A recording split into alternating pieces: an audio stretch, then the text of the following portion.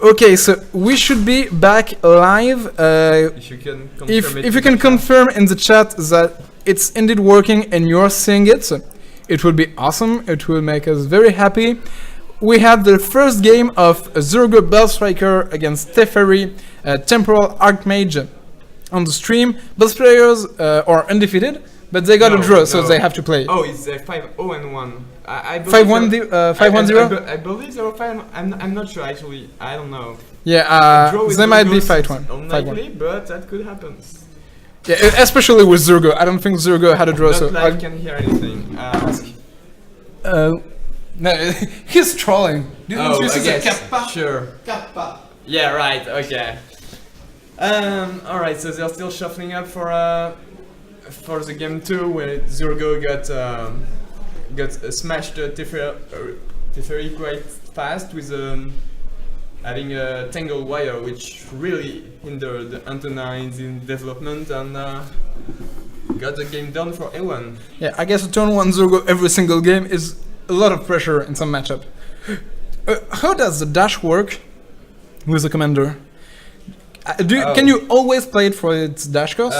You can cast it from the command zone for its dash cost. And even if you die 20 times, it's still 2, right? No, you can't, because you still have to pay the tax. The extra, okay. So actually, I believe that if you dash it from the command zone, it will add a tax for the following turn. So unless your opponent had 2, unless your opponent had 2 life, it's very bad to dash it. I'm not sure about that. Like we need to confirm it, but I believe he's the only commander with dash. There is another one. That's so right. The interaction doesn't come up that often.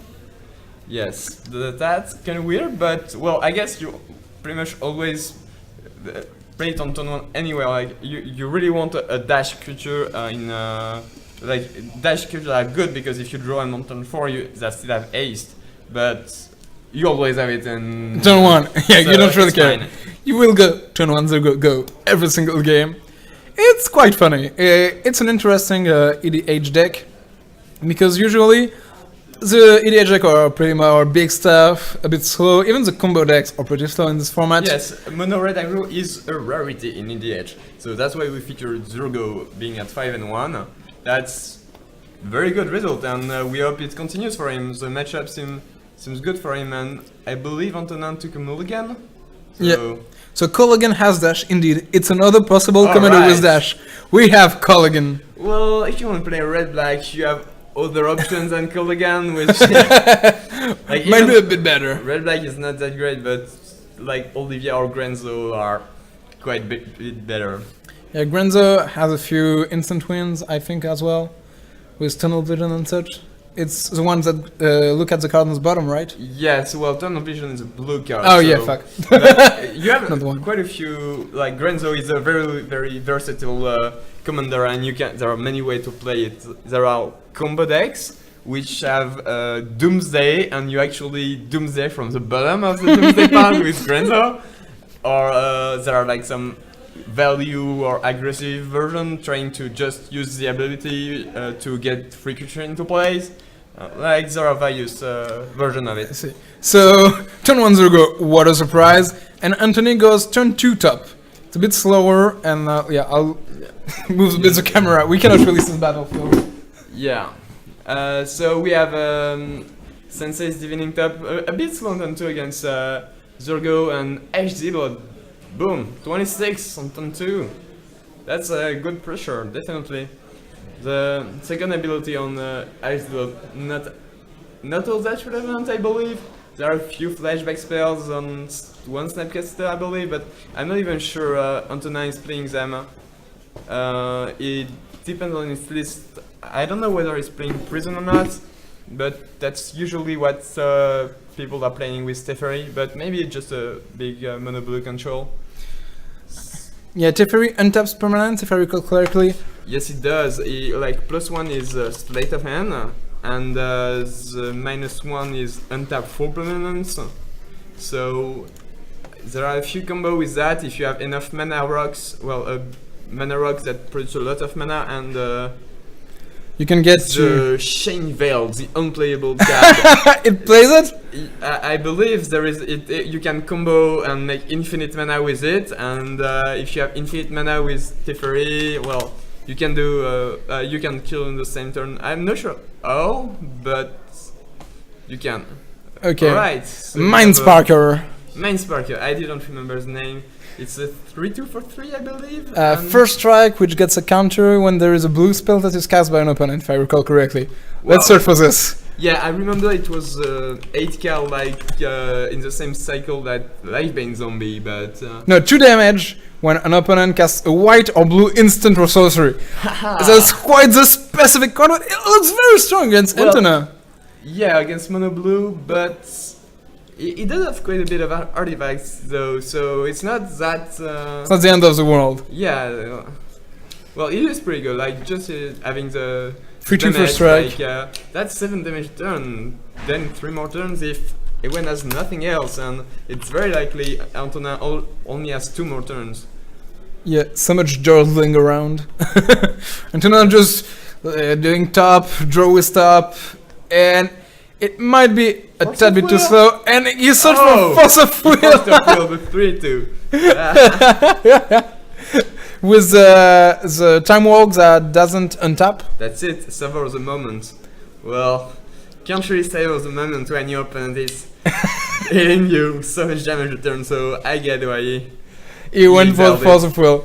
It's funny to see Force of Will here for just a bad Magic 2014 card, but here he had no choice. He really needed some interaction. Just anything to get him off the table, only 4 damage a turn. It's manageable, you can try to win. Yeah, you're not going to have better targets, so you might as well do it. Oh! And now, Valley Dasher. Seriously, that's awesome. That's so freaking awesome. He's killing them with freaking Valley Dashers. Not even good enough for a standard version of Monorail. Not even good enough for Seals, man.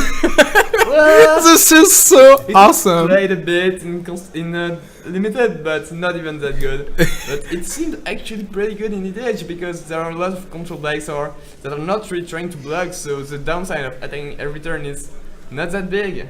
And Antona went for a Fuff, looks like it.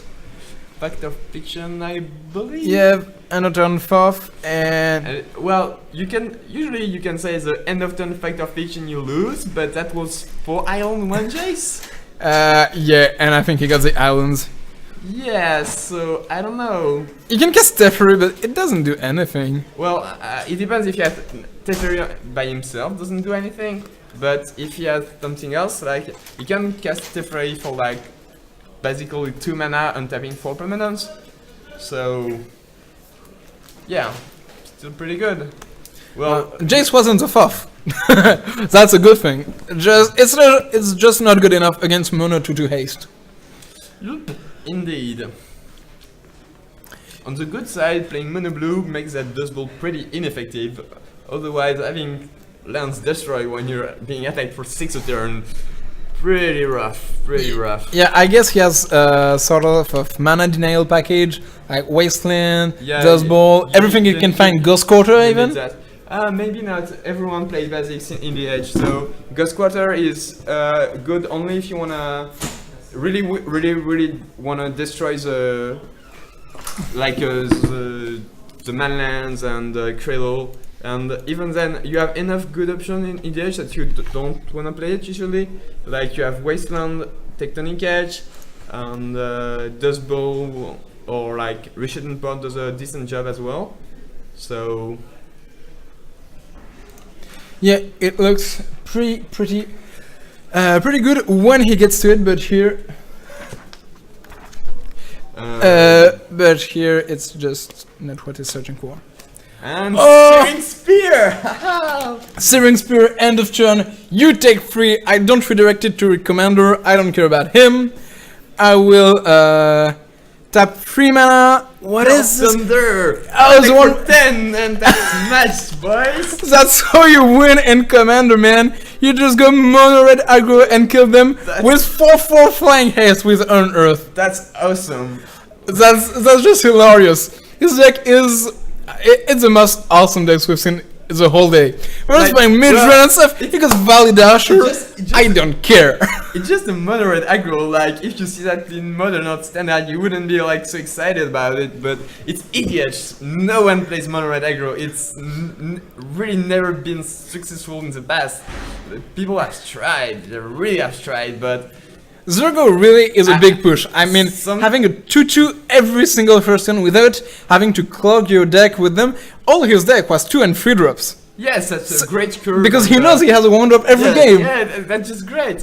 He has a perfect curve every game. It's really funny. He didn't get a draw. He was 5-1 and now he's top 8. Yes, if he can draw, which I'm not sure he can because of the amount of players. Yeah. Not everyone at 5-1 will be able to draw. So he might have to play in the last round, but he definitely has at least a winning in for the top 8 on next round. And maybe he's already in if he's lucky. Okay, so we will be taking a short break. We will search to see if we have another possible game to commentate.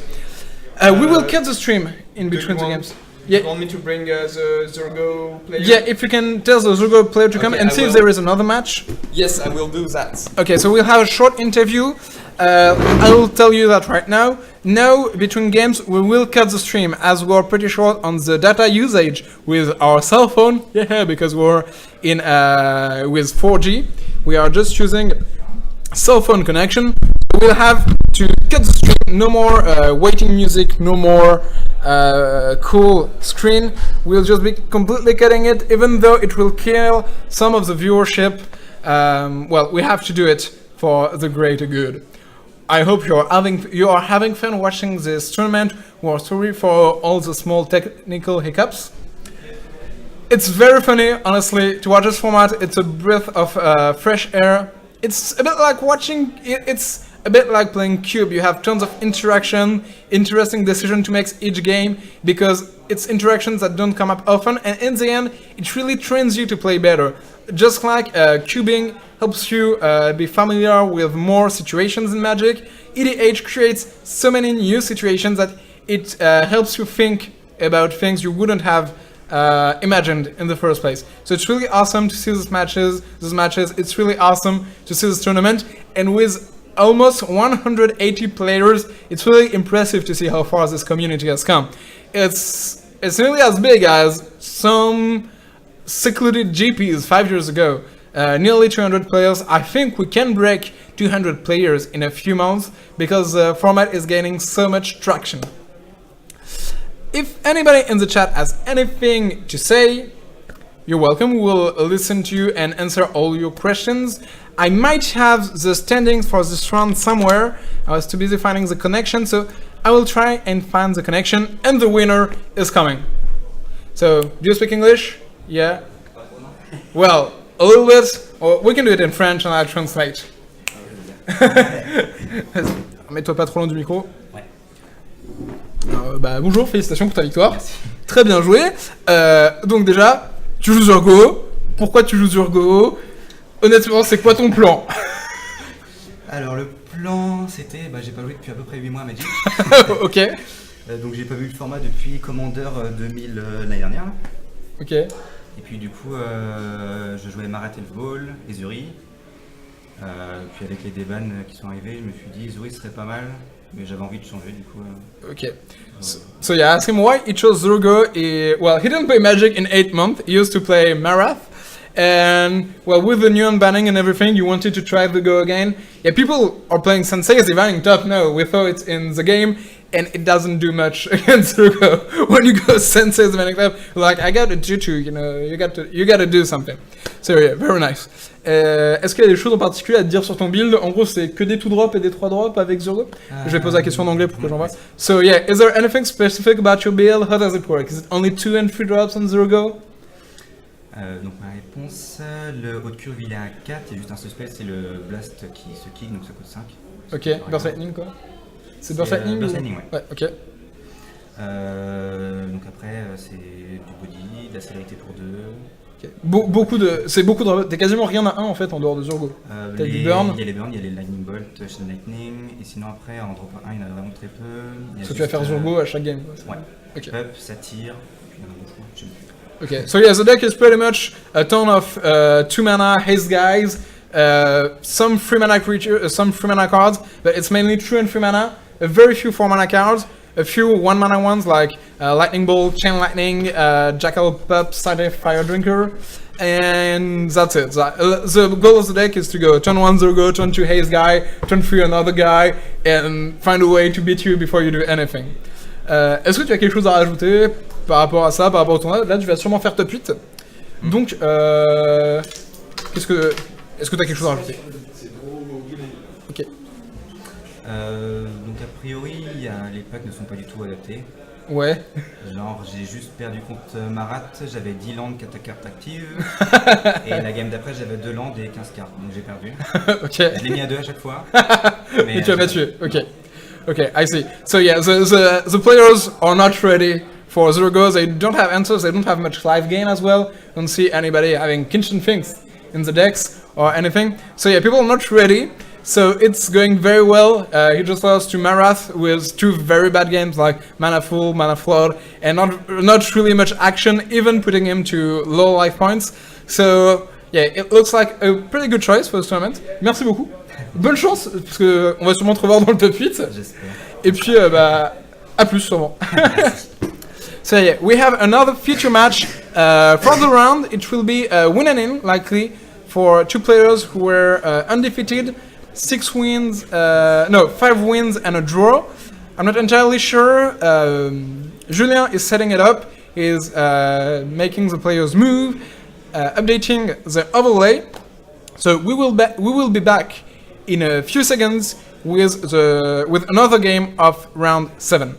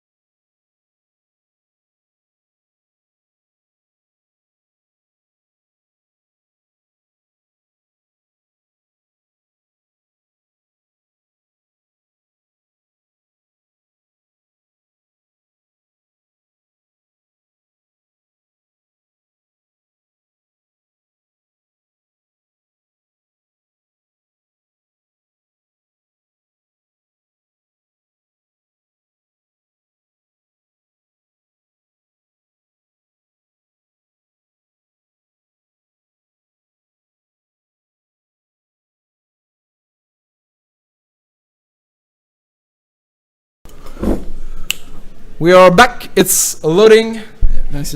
Yep. Okay, so We have Pierre Lenné with Jeskai and Norset build against Carador, a graveyard-based deck, right? That's right. Well, we managed to get you a second feature match. They are both 4-2, but it's a pretty high-profile match. Pierre is also known as Lapins, and is a member of the EDH committee. And So he is handling the bands. Yes, alongside Moondust and Manu and 2 other person. So and Etienne is actually the winner from the previous edition of the DTC with Carador already.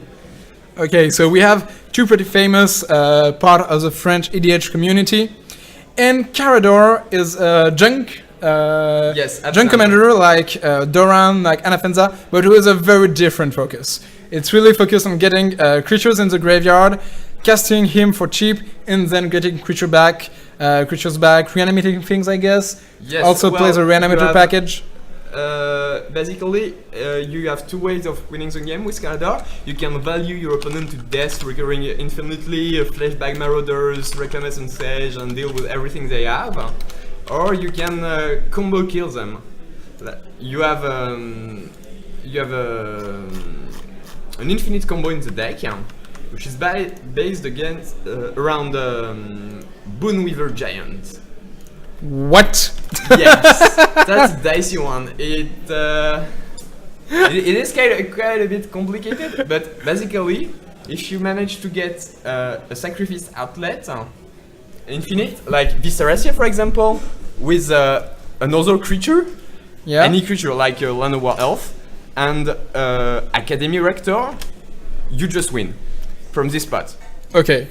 So it's pretty good. Yes, it is. So it's since it is very easy to have a random creature, it's basically a 2 creature combo in a deck that can recur them and tutor them very easily.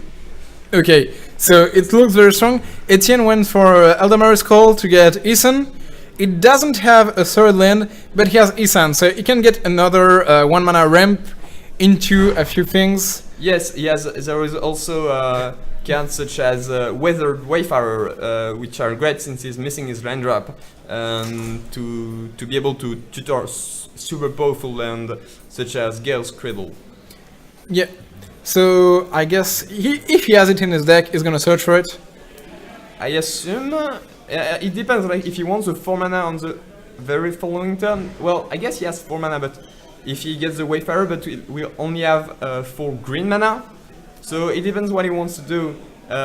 Developing your board with Hizan makes you pretty vulnerable to Wrath. Even though you don't lose cards, you will lose a lot of tempo, especially since you are missing your land drop.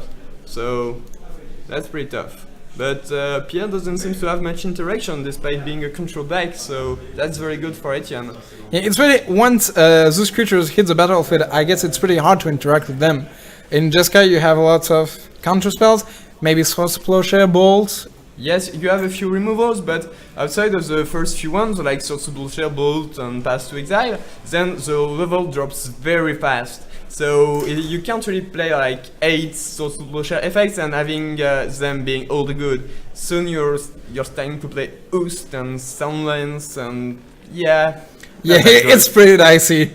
When you play Sunlands, it's that you really have exhausted the other possibilities. But yeah, that's what you have to do. If you want to play many counter spells, then it's pretty easy because there are a lot of medium counter spells that are not as bad as not very far behind cards like Mana Leak. But if you, on the removals thing, that you have quite a bit.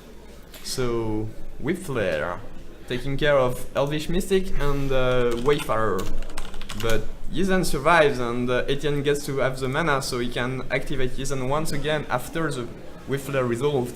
So still in a pretty good spot for Etienne. Yeah, so Weather Wayfarer got the Cradle, and Cradle with Isan makes it so you will have tons of mana. You get another creature on the board every turn.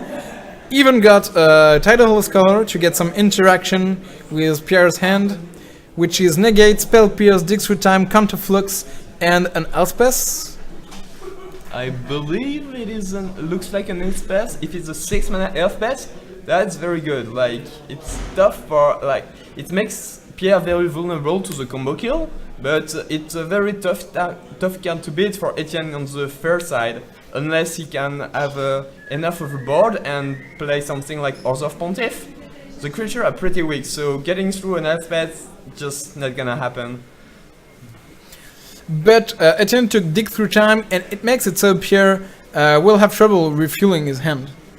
Yes, that's a very good point. And Pierre still have no answer to the Yizan, which can totally run away with the game.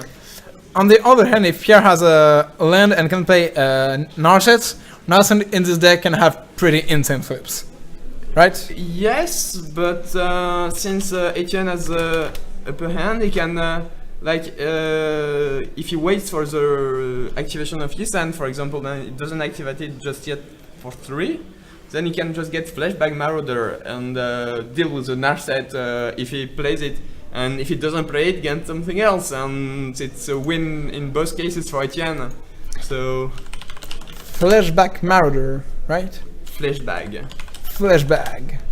Well... it's double headache, 3-1. I'm not sure if Etienne is playing Flashback Marauder or Merciless Executioner. They are It's exactly the same card. Okay, it's a functional reprint. Either.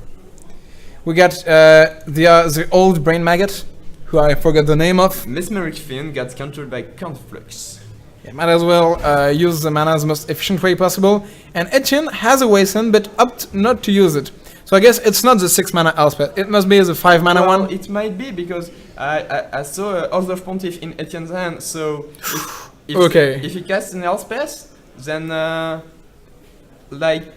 Pierre can tutor a creature with oh no, it's a 4 mana Elspeth. Yeah, Knight Errant. That's right.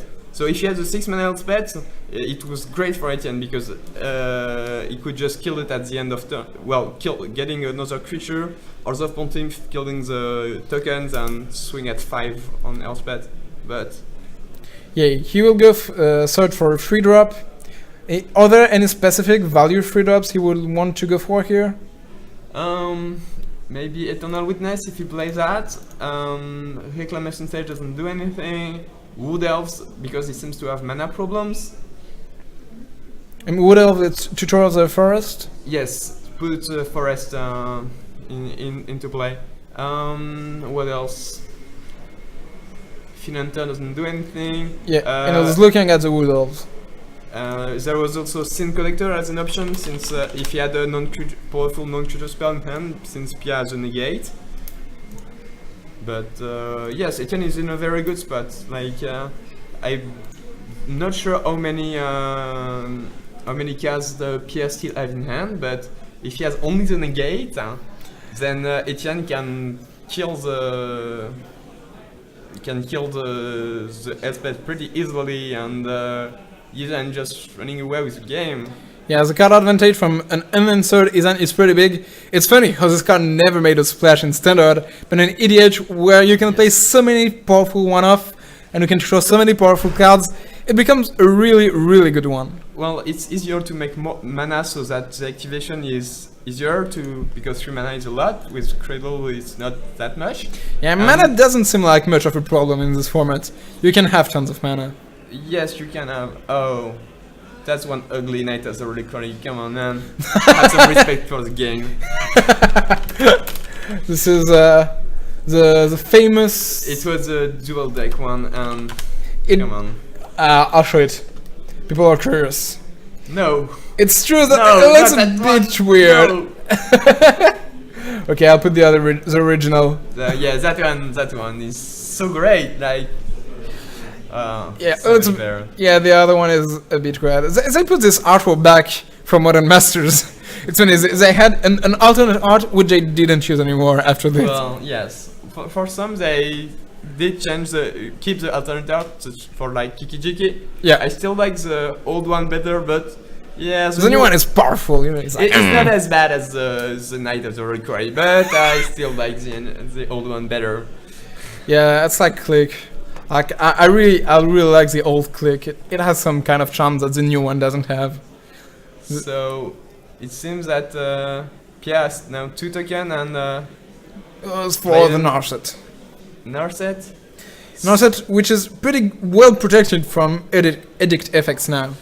Yes, indeed, but we know that Etienne has Earth of Pontiff in hand, and if he can get a sacrifice outlet, he can actually trigger the Haunt in the same turn, killing Narset and the tokens, and killing Elfbets in the same turn, which would be great, and I'm pretty sure very he's big able to turn. do that. So it's Academy's Rector. Oh, I guess he's not going to bother doing that, because now he can... well, we're gonna show it, but he's going to just win this turn. Okay. So, when Academy Rector dies, you may exile it. If you do, search your library for an enchantment card, put that card onto the battlefield, then shuffle your library. It's pretty good. It's actually a pretty good card. So, he made 4 mana with a Cradle, and what is this? It's a sadistic hypnosis, so it's... Oh, so it was the same as last game, yeah? Yes, with the Prosh player. So it's basically here it's an infinite psych outlet, and he will use that to... Okay, so sadistic hypnosis is you sacrifice a creature, target player discard 2 cards, it's a mind rot. Yes, but... sorcery speed, you sacrifice Academy Rector, and what does it get? Pattern of Rebirth. You only play well, you have multiple enchantments, but here you want to get Pattern of Rebirth. That's key to the combo. So Pattern of Rebirth is an aura, it enchants a creature, and when that creature dies, you get any creature from your deck and put it into play. So what you do is you put it like on the Wood Elves, use the Infinite Psych Outlet, which is here, Sadistic Hypnotist, to sacrifice that creature. Yeah, you can get anything from here. Yes, so the pattern goes to the graveyard, the Wood Elves as well, and you get any creature from your deck, and you put it into play. That's where Boonweaver Giant comes in. Boonweaver Giant. Yes, that one. What? Please put it on. People might want to get a read on that one. So, Boonweaver So Giant... this is good uncommon from M15. You can get any aura from your deck, or your hand, or your graveyard. So, pattern is actually in the graveyard, so the Boonweaver Giant can get the pattern. It's an aura. And you can sacrifice it? Yes. Get any creature? Yes, but, well, so that's what you do. Yeah. And, okay, so it's kind of, I know that Etienne has some combo pieces in his hand, so he has to do some convoluted tricks. Okay, so you see he got Revel Arc, sacrificed it, get back Karmic Guide and Acidic Slime. Yeah. And Karmic Guide gets the giant back? Actually, what you do is Revel Arc and Karmic Guide with a Cyclotest is an infinite loop, because each one gets the other back. Oh yeah, true. And every time you get another one from the Revel Arc. Yeah, 2 power less. So with the slime, for example, you destroy all PS lands. Yeah. And because you have Fin Hunter, you have infinite Fin Hunter trigger, which you use to exile the Karmic Guide. Yeah. Every time, and you sacrifice the Fin Hunter to get the Karmic Guide You back. cannot sack at instant speed. No, but it's not a problem here? No, because you want it to exile and you want it to come back. You don't want to... Okay, just blink it. Yes, so it means you have infinite trigger of Karmic Guide. Yes. So you can get back the giant as many times as you want. And sacrifice every time. So you have infinite trigger of all the creatures in your deck. Okay. So you have a Crater Hoof somewhere? You don't have a Crater Hoof, but what you do is, well, you have Order of Pontiff, which is kind of Crater Hoof. Okay, you get +1/+1 each time. Yeah. Well, that's so convoluted. Can you can you target don't need, like if it was on Magic Online, that would be awful. Yeah. But here you don't really need it. Like even with that Order of Pontiff, what you can do is exile all your opponent's permanent hand and everything. Yeah. And have an infinite on the board for next turn, and what they gonna do about it? Like you can even gain infinite life and make infinite mana with Dread Arbor and Cursor of Crufix. You trigger the Dread Arbor multiple times.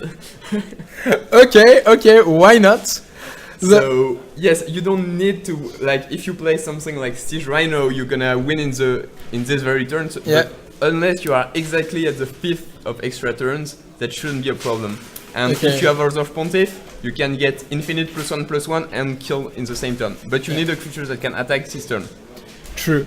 So it's a bit of a convoluted combo. I mean, if you can get any creature in your deck, you would think it's an easier combo to pull off. But it's still very weird. It works, and it killed Pierre in the same turn. It just got infinite Oath of Pontiff, I guess. Yes, that's what happened because he had at least.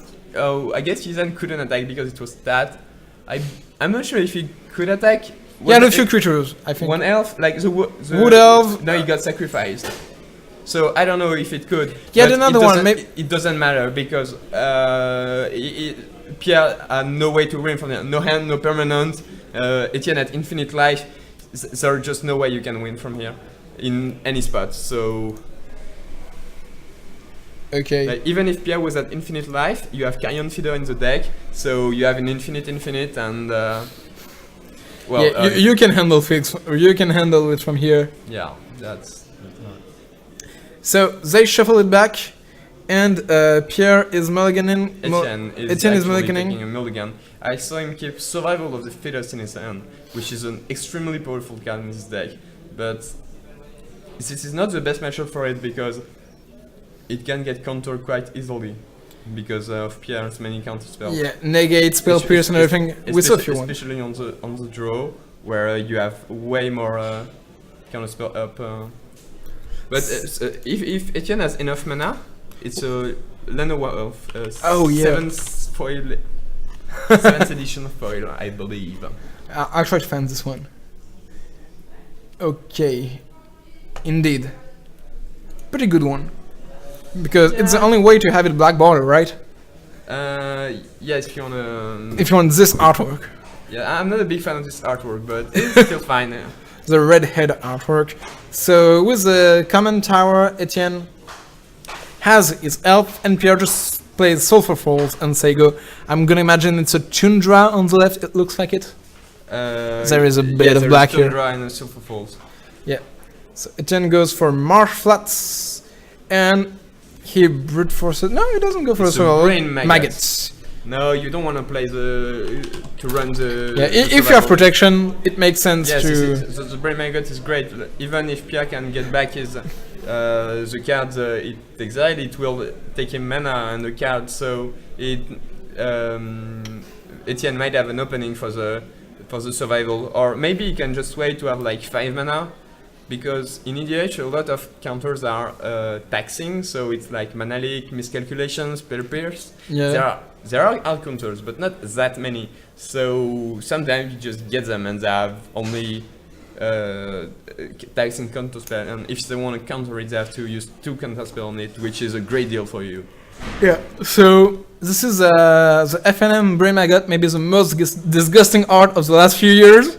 Yes, of the last few years, because there are some pretty disgusting art in Magic overall. If you go really far back, it was way worse. Yes. But this one, it's recent. It was just a few months ago. Lots of people were pretty shocked that Wizard gave this as an FNM participation from a card. I mean, people go to play casually. You give them a big maggot coming out of a bloody ear. Pretty disgusting, right? So what happened to that maggot?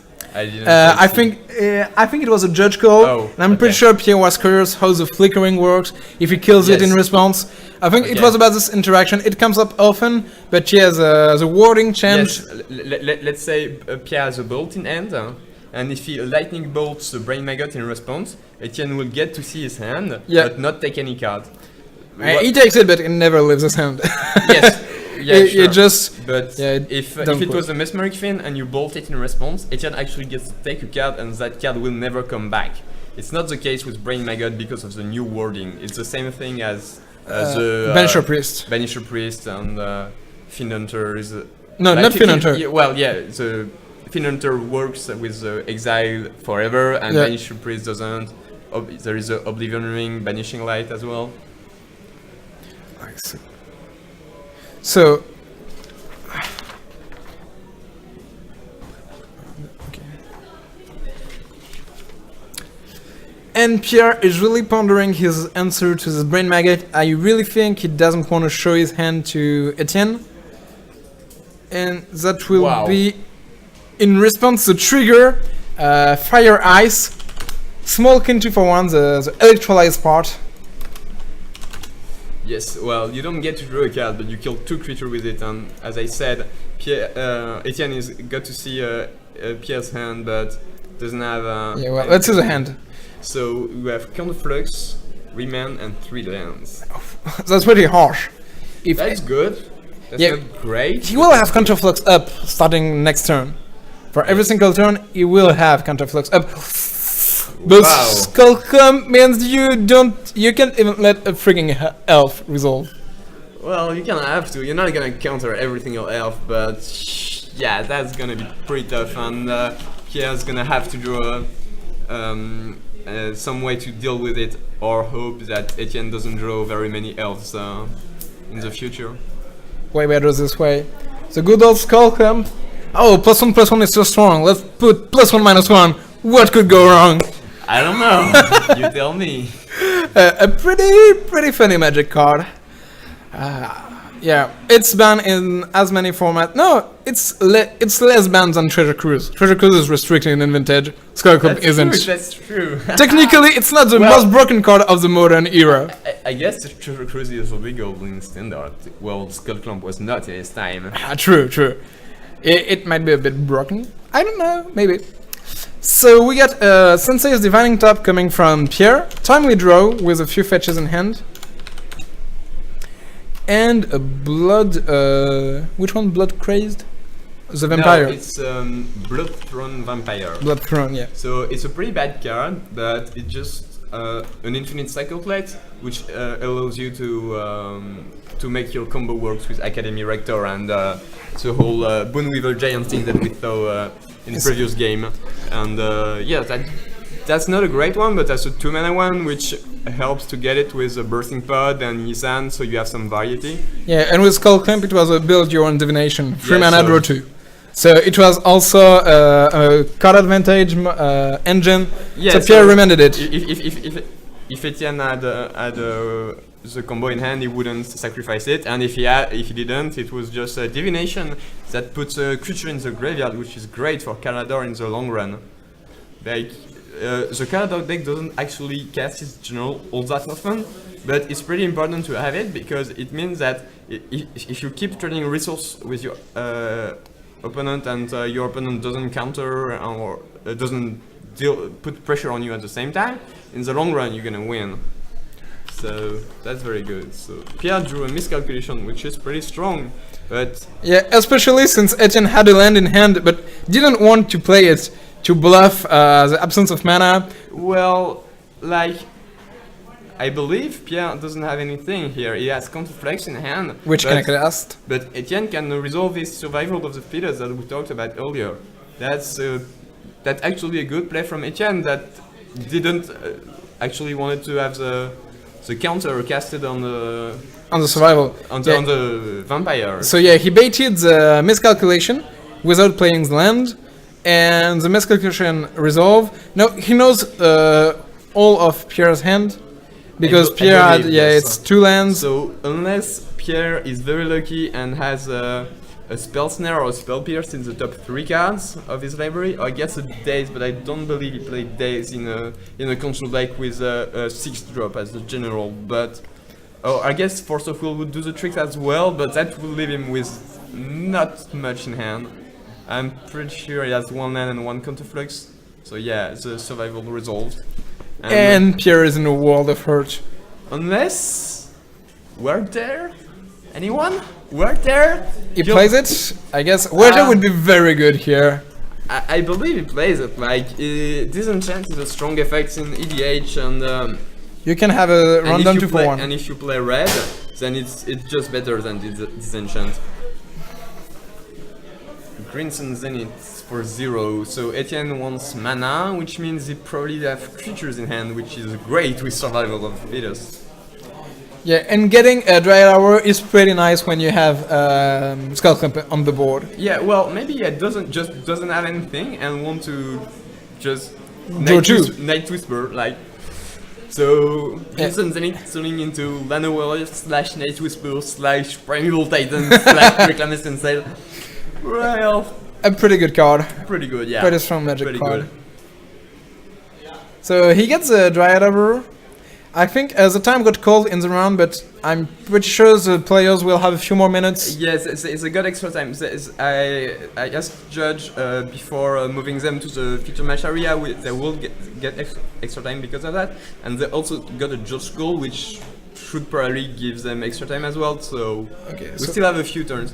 I do believe that it's very unlikely that Pierre will win this game, though. He is a control deck, and unless Etienne concedes because of a very hard spot to win, Pierre is not going to be able to deal 30 damage with. well, Etienne is not in a good spot. Like he went for Greenson Zenith, it resolved, but when he tried to equip the Dryad Arbor with the Skull Clump, it got scored to Plowshare. And Pierre has a Sensei's Dividing Top. He can untap, play Narset. If Etienne doesn't top deck a creature, I think Pierre can win. I'm pretty sure he can win. Etienne has 0 cards in hand. 0 cards in hand? Yeah, Oh, 0 that's cards. right. Etienne has nothing. But he gets punished. Wow, okay, disenchant. Even if he top decks a creatures, no, he's in Like, trouble. How many creatures does Etienne have in the graveyard? 3, I believe. Like Brain Maggot, Nanowar Elves, and the Vampire. Yeah, and the Dryad got exiled, so he can Carador, he can play it, right? Yeah, it costs 5 mana though, so it's pretty vulnerable. The good old Sliver Disenchant. It's Hannah, right? Yeah, Hannah, his Navigator. The Weatherlight. Yes.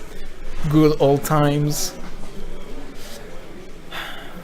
Pierre found the answer thanks to the Sensei's Dividing Top, and now he shuffles a few things away. So yes, Pierre is in a good spot, but if he taps out for an asset, and if Etienne doesn't draw anything, he's in. So yeah, he goes for the Narset. If Etienne doesn't draw anything, then Pierre is in a great spot and probably will have a dominating position when the match ends if he didn't kill Etienne. But if Etienne got a creature, like he could actually get Flashback Marauder and kill Narset. Even one thing he could do is get a creature, any creature, discard it again, and so he just put 3 creatures in his graveyard for Carador, and then finish with the Flashback Marauder. But if he goes for Carador, it's not a good sign.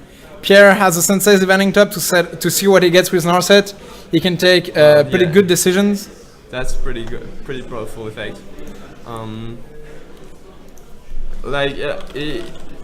The 3/2 can't attack into the 3/4, but yeah, it has first strike, so any 1 damage will do. Etienne has to block. Like you can't just let Narset go and scattered. Like you're just not gonna win and hope he doesn't have anything. But Pierre just drew with the top. That's So- a bad sign for Etienne. Yes, definitely a bad sign. So here we go, Narset attack, triggers, reveals the top, spell pierce, land, is a charm. Is it any good? Well, yes, it is, because now Etienne can block, because if he blocks, then we will resolve first strike damage, and then Is a Pierre charm. will finish him Cardo with is a charm. But if he doesn't block, then he has a free is a charm to draw 2, discard 2. I guess it's better. With than- Sensei's Dividing Top. I guess it's better than having your Cardo killed, but you're still in a very bad spot without the survival. Oh yes, I talked earlier, but the survival will destroy, so. Yeah, he doesn't have Oh, yes. spell So- anymore. And Sensei's Dividing Top and Narset is a really good combo as well. You can Yes, you and draw the every trigger turn, don't play to break, gain. So It's looking pretty bad for yes, Etienne. Like it's looking really bad now. Like he Narset- maybe has one turn to draw something. yeah, Narset with stop and is a I'm chance. not sure Pierre has much in hand though, so he didn't hit any Planeswalker or card draw spell with Narset, so it's not an unwinnable position. But he gets loot for free, and so that's pretty good. Wasteland can be really tough because it's going to be about mana quite a bit. He doesn't If choose you it. draw. He might have 1 or 2 counters in hand. He had a lot of selection with Sensei's Dividing Top.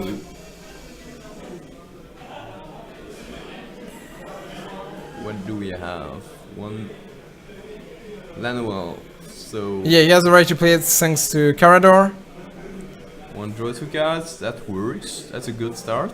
Yeah, Carador can help you get back in the game really fast with Skull Clamp and 1/1. But you have to kill Narset right now. Like, you can't have... Like, Carador is great, but Narset is going to beat Carador in the Long run. value. Yeah, Unless Pian gets very unlucky. Well, Etienne still draws 2 cards a turn, with 3 cards a turn. The draw, and he can draw 2 with Carador, so Yeah, but that's- Pierre needs an answer as well. It's close. Yeah, yeah, but it's easy to find an answer with Narset, and it doesn't cost you any mana, so... So we got good old standard all-star Sylvan Caryatid here. I would definitely bet on Pierre, like, he is way further ahead than Etienne. Yeah. So here we go, a good old Sensei's Divining Top activation on the end of Etienne's turn. The card got played, equipped the Skull Clamp to make sure it draws a card. He will chump block the Narset, I think. Yes, I believe. Or wait, it's actually he just want to draw the cards. He will chump block just to draw the cards, not for the damage. That's actually not that relevant. It's funny that he didn't attack with Carador. It looked pretty free, but Well, it doesn't look. It like, was not going to win by damage anyway. Yes, and his plan is like if Pierre doesn't flip, like Carador back, even though will force Pierre's play. Like, for example, if he doesn't have any way to deal with... Yeah. And that's the kind of flip we're waiting for Elspeth. Like, even if Pierre doesn't have any way to deal with Carador and run his Narset into it, like, Elspeth, pretty tough. Well, Carador can beat it though, so I don't know. So Narset, dead. Down. But Pierre gets a free Elspeth plus Sensei's Divining Top, as well as keeping a few counters up. Well, I believe we got a game here. Like, 8 mana. Oh! never mind. What were you talking about? Yugen, Never the Spirit mind. Dragon. So at least you've got a Skull Clamp. So you've got that going for you, which is nice. Eugene himself, again for our friends. He went. back to the command zone. Exiled. What was the X? How much does Carador cost? It's 8, right? Oh, did No, he? it actually plus, and it was dealt 3 damage. 3 damage from the Narset. So he killed it with the plus. Then Narset, then Elspeth, make 3 tokens, plays the top for free. Go, my friend. I have a Yugen at 9. Yugen is extremely hard to beat for Carador unless you can go for the combo somehow, but that seems unlikely given Etienne's position. Unless he drew extremely well with the Skull Clamp, then he has a shot of comboing up here, but it's very slim. So It's funny how Skull Clamp is one of the most broken card ever, and it's losing to standard planeswalker and creatures. Narset standards, Well, Elspeth standard, Yugen you standard. can draw cards, but if you don't have a way to deal with Elspeth and Eugene, like, what's the point? You're still gonna lose to them. Yeah, they're a very powerful card by themselves. The biggest problem is to actually cast them, and with Narset it can go pretty well. So, Etienne is pondering his possibilities. What is he gonna do?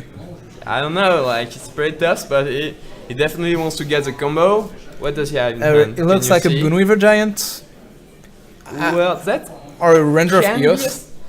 I don't know.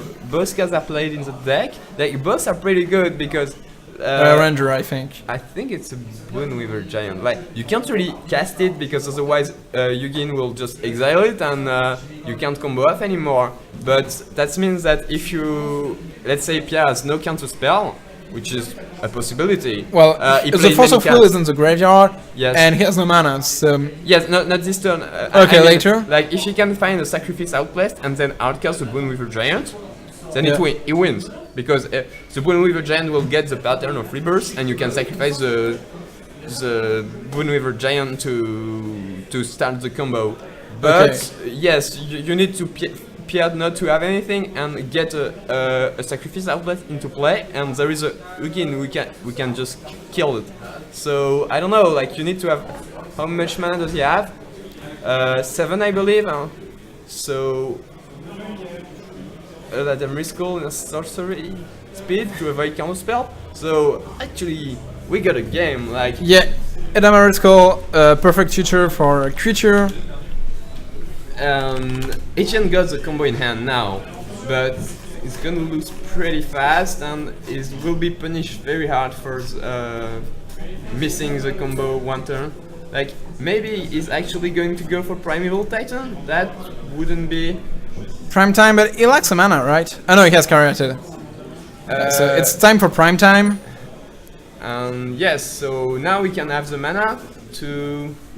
So his only card in hand is Boneweaver Giant, and he can get actually Phyrexian Tower to sacrifice it, but that's not enough to start the combo. You need an infinite stack outlet, but you can at least get some way to any creature from your deck and stuff like that. So he got the Phyrexian Tower, he got a Cavern of Souls, naming Giant, I guess? No, maybe you can name Spirits because that means Carador is uncounterable. Okay. Yeah, Giant looks like a...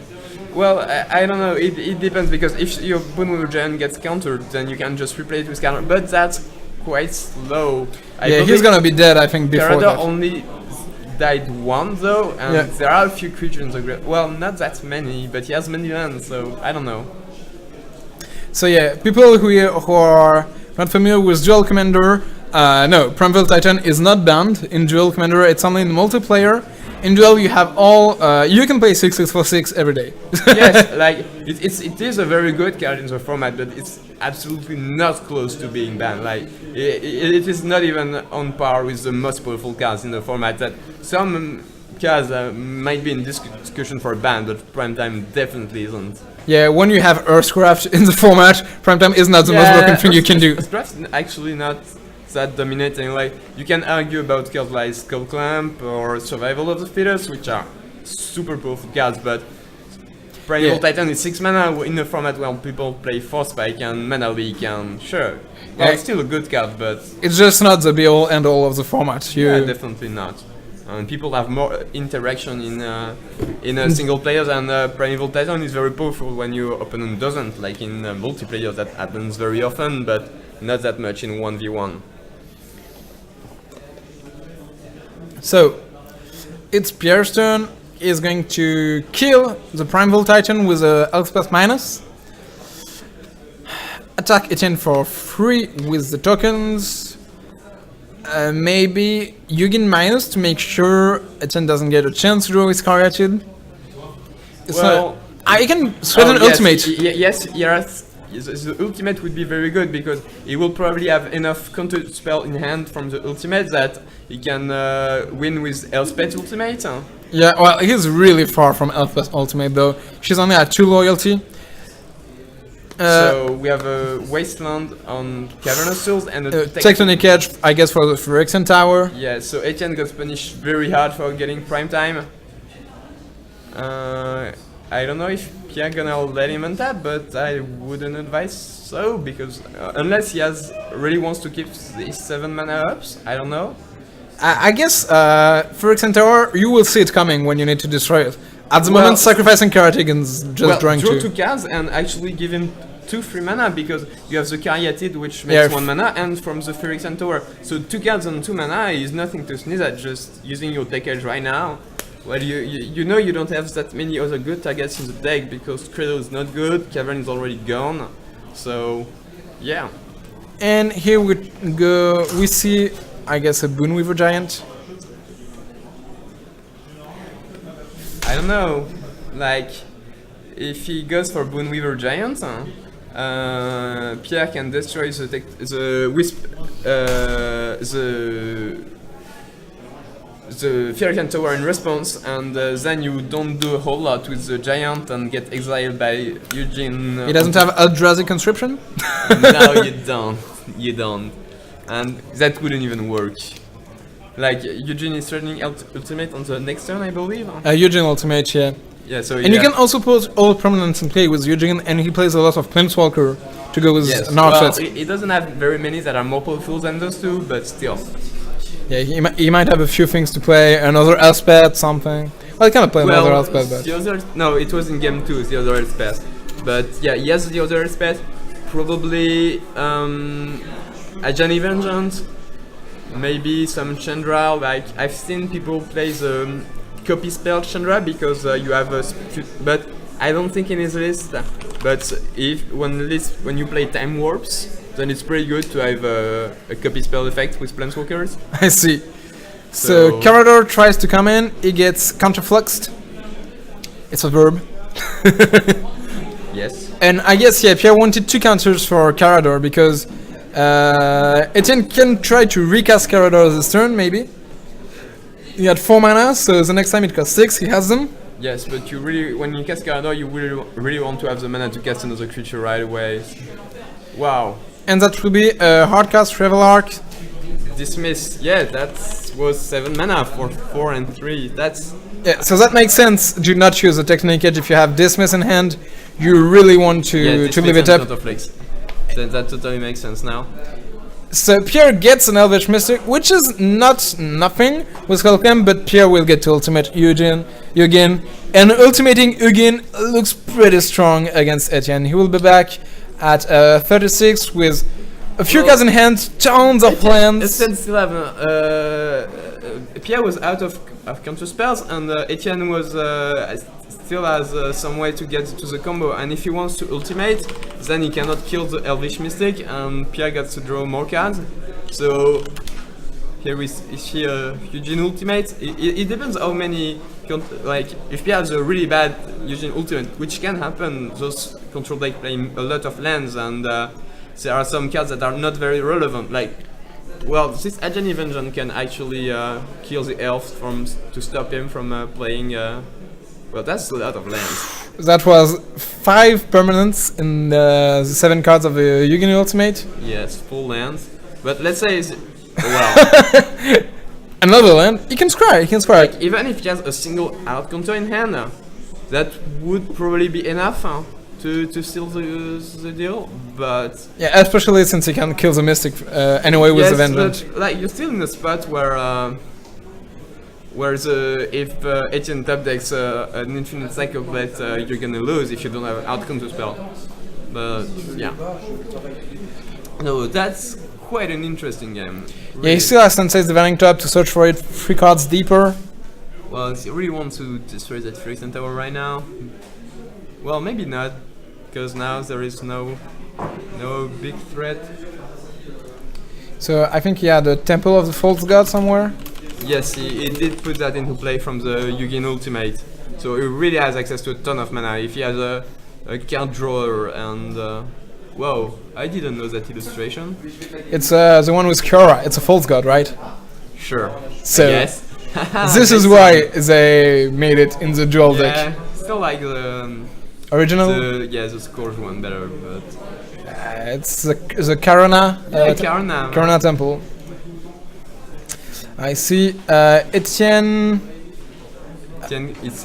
conceded the game. Yeah, it looks like Etienne conceded. He couldn't really fight with all the card draw from maybe Pierre. Maybe he ended up in a draw, but like... it might be... 2-1 for Etienne, what? I'm going to... Yeah, go and check what's happened and bring back the winner. So Julien is gonna see what happened. Maybe Pierre just died because he didn't draw a hard counter and conceded to Etienne. I don't know. It might have been what happened. He knew that if Etienne had a sacrifice, if Etienne could untap with Carador and everything, maybe Pierre knew he was dead and he conceded. I don't know. I'm curious. It looks like a draw or a concession from Etienne. A draw, well, they're both likely out of contention for top 8, but it might also put them out of contention for top 16 if they draw. So they might want to not draw because the prices are pretty good. Meanwhile, while we're waiting for our players to come and to explain what happened, we will go over the prizes for this tournament. There is a reason why we have 180 players. There's a reason why this tournament is famous. First of all, the winner gets a black border underground sea. That's pretty decent to have a black bordered underground sea when you win a commander tournament. Second gets a Japanese Ravages of War and DCI Liliana of the Veil. The third and fourth get a Tundra, and the fifth to the eighth get a Jade the Man Sculptor and a Scourge Polluted Delta. So, what happened? Some news. So they were actually out of time, and it was going to be a draw. And Pierre decided to concede to Etienne. Maybe had better breakers or just I don't know. But I asked Pierre what he drew on his Ugin Ultimate, and he had a counter spell, but it was only a negate. So there was still a game. Like Etienne was in a bad spot, but he could have top decked out of it. Even after Ugin Ultimate, he was in a bad spot. That's pretty crazy. Yes, it is indeed. It was also Ugin Eternal, but it was far from enough. He needed an answer to the Carador coming back. Yeah, actually, Etienne mentioned that he made a mistake, and when in the turn when Pierre played 2 counter spell, he didn't use Wasteland, and he could have done that, like either on the Tectonic Edge when he was tapped out, so the Phyrexian Tower would not get destroyed, or to resolve one of his spells. So, and if that was the case, then it would have been in a better spot, because then he could resolve the bottom level giant and have the Phyrexian Tower, which is not enough for the combo, but enough to get some value. It's close enough. Yeah, well, not enough to win the game, but like you would be in much better shape in the game, because then you can sacrifice it as the giants in the graveyard, like try to fill up the graveyard with some get some value over the turn, like getting Kamiga, getting back the giant, on the next turn re-sacrificing it, etc. It's a bit slow, but you get value over time, and that gives you a shot in the game. So we won't have a winner interview, because there were it was pretty much a draw. Yes, it was well, not that, but it was the last match in the round, and they had extra time, so everyone was waiting for them. So the standings for the final round are being posted, and we will bring you another feature match real soon. Okay, so I was planning on cutting the stream between the rounds, but I think we will not cut it. We will have maybe 3 or 5 minutes. Yes, something like 5 minutes wait. Something like that. Yeah, the time we choose the feature match, get them here. We need to know who is top 8 already. Okay, we need to take a look real quick to find a good feature match as for the top 8. Yeah, and be right back also. Okay, so the last round of the Swiss in the tournament will be starting, and we will bring it to you very soon. I think around, I think at least 4 players should be locked for top 8 right now with a drawing in the last round. We will try to show you, of course, a win and in here. I don't know what the standings are. I will post them as soon as I have them, because I didn't receive them by mail. I'll keep you updated. We'll have a very short commercial break with a wonderful waiting screen, and we will be back for the last Swiss round of this tournament. See you right now.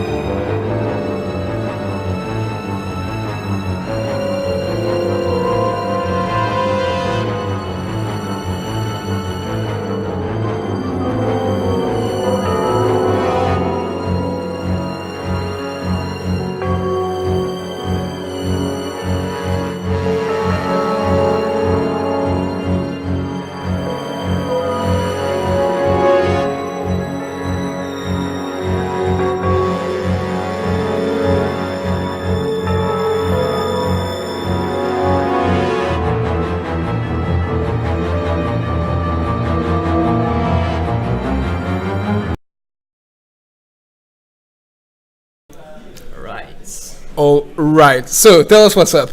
Okay, so this is the last round, and you remember the Zorgo player?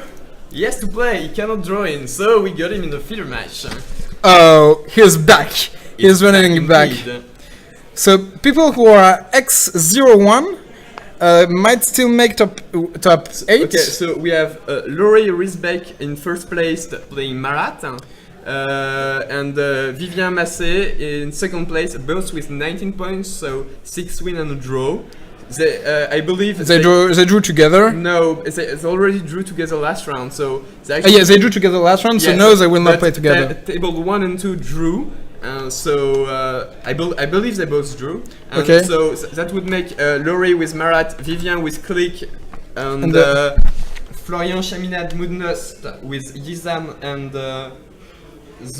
he was actually playing against Nicolas François with Grand Arbeiter.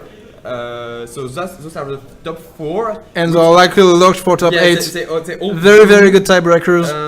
Let me take a look. Actually, Nicolas François is with a draw is blocked, and with 19 points, Florian Chaminade is not locked. Like He's sort of locked. He has a very, very good tie. Yeah, he's not going to get in a good spot. But So- well, there are a bunch of people at 63% as well. So, and if they all win and he gets unlucky, he might finish 9th. But Yeah. he's a favorite to make the top So 8. the people who are playing for top 8 are the 8 next. So it Yes. should be Ruelet Constantin, Iwen Rode, Benjamin Jean. That's our feature match. That's Okay. Grand Arbeiter against Zurgo. Okay, we have Nicolas Honora, Damien Marais, Alexander Loskutov, Otto Mathieu, Thomas Méchant. And after this, it's likely not gonna make it. So Elliot Busso will not be in. Maxence, who was undefeated. Yes, but he picked up the draw. It wasn't defeated, but with a draw only. No, he got Maxence got 2 draws. Oh yes. Maxence got 2 losses in a row. He was Oh, undefeated, right. then No, 2 losses. okay. So he's not gonna make top 8. And we'll move into the game because I think it's gonna be really fast. Yeah, we will need to have a small update. So it's Well, UN Elliot Road against Busso Ruelet can Constantin. actually make it. Like below him, probably not. But Elliot has a shot. He's Oh, at yeah. 63%. If he wins, he has a shot. Yeah, he's very close to Thomas Méchant in the tiebreakers as well. So he could move over him. So Elliot Busso is close to doing it. Maybe Quentin Garchot. No, he's really far in tiebreakers. So Yeah, I think after Elliot Busso, they're not gonna make it. I looked at the archetype from the top tables, and so to make a recap, we have Marat, Click, Grand Arbeiter, Yizan, Grand Arbeiter, Zurgo, Yizan, another Grand Arbeiter, Damien is on Genera, Alexander is on Grand Arbeiter as well, Mathieu is on Tassiger, Thomas Méchant is on... So we I'm get not sure. we get 2 But Isan to we the have top, right? another Tassiger. 2 Isan to the top. Yes, There were few players of Isan in the whole tournament, Well, and those- 2 of them are likely in the top 8. Yes, those are the 2 I talked about earlier, like Mundas from round 3 that we feature, the member from the committee, and the other elf ball player from always playing elf ball, Benjamin Jean, is the other playing for top 8 at the moment.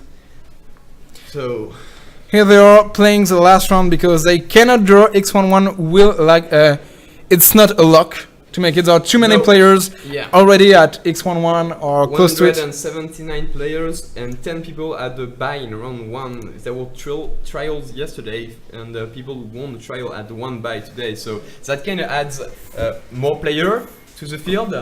So it makes it unlikely that more people can draw in. So that's why. Well, we still have 4 people drawing in. Well, 3 of them are luck. If all 4 of them drew, 3 of them are basic luck, and 1 is very likely. So Iron Ward got the best out of his deck, Mountain into Zorgo. Woohoo! And he'll follow it up with a Stormblood Berserker, which will get spells now. Whoa! That was very big for Constantin Ruelet. Yes, because if he didn't have the spell snare, 5 damage per turn, hardly blockable, like hard to beat. Yeah, Stormblood Berserker is a really, really good aggressive card. 3-3-4-2, which is very hard to block, is a really good clock, and it's a really good follow-up to turn 1 Zergo. But having the spell snare here while being on the draw made it so he could keep up in tempo, and now we have Memory Lapse, putting 1M Aspirant. It's Memory Lapse, right? Yes, it is. Memory Lapse, the 6th edition? Yeah, 6th edition, or I believe that like Mirage. No, the Homelands. Homelands? Yes, it's a Homeland. Homeland C2, okay. So you got the Homeland, Memory Lapse taking care of 1M Aspirant, and what is this? I don't know. It's a 2-2 haste. It's what the deck is all about. I don't recognize this card. It looks like it hits for 2, like the whole deck. Yes, we have a Fedwar Stone on Constantine's side. What is it, Fed? Fedwar Stone. Okay.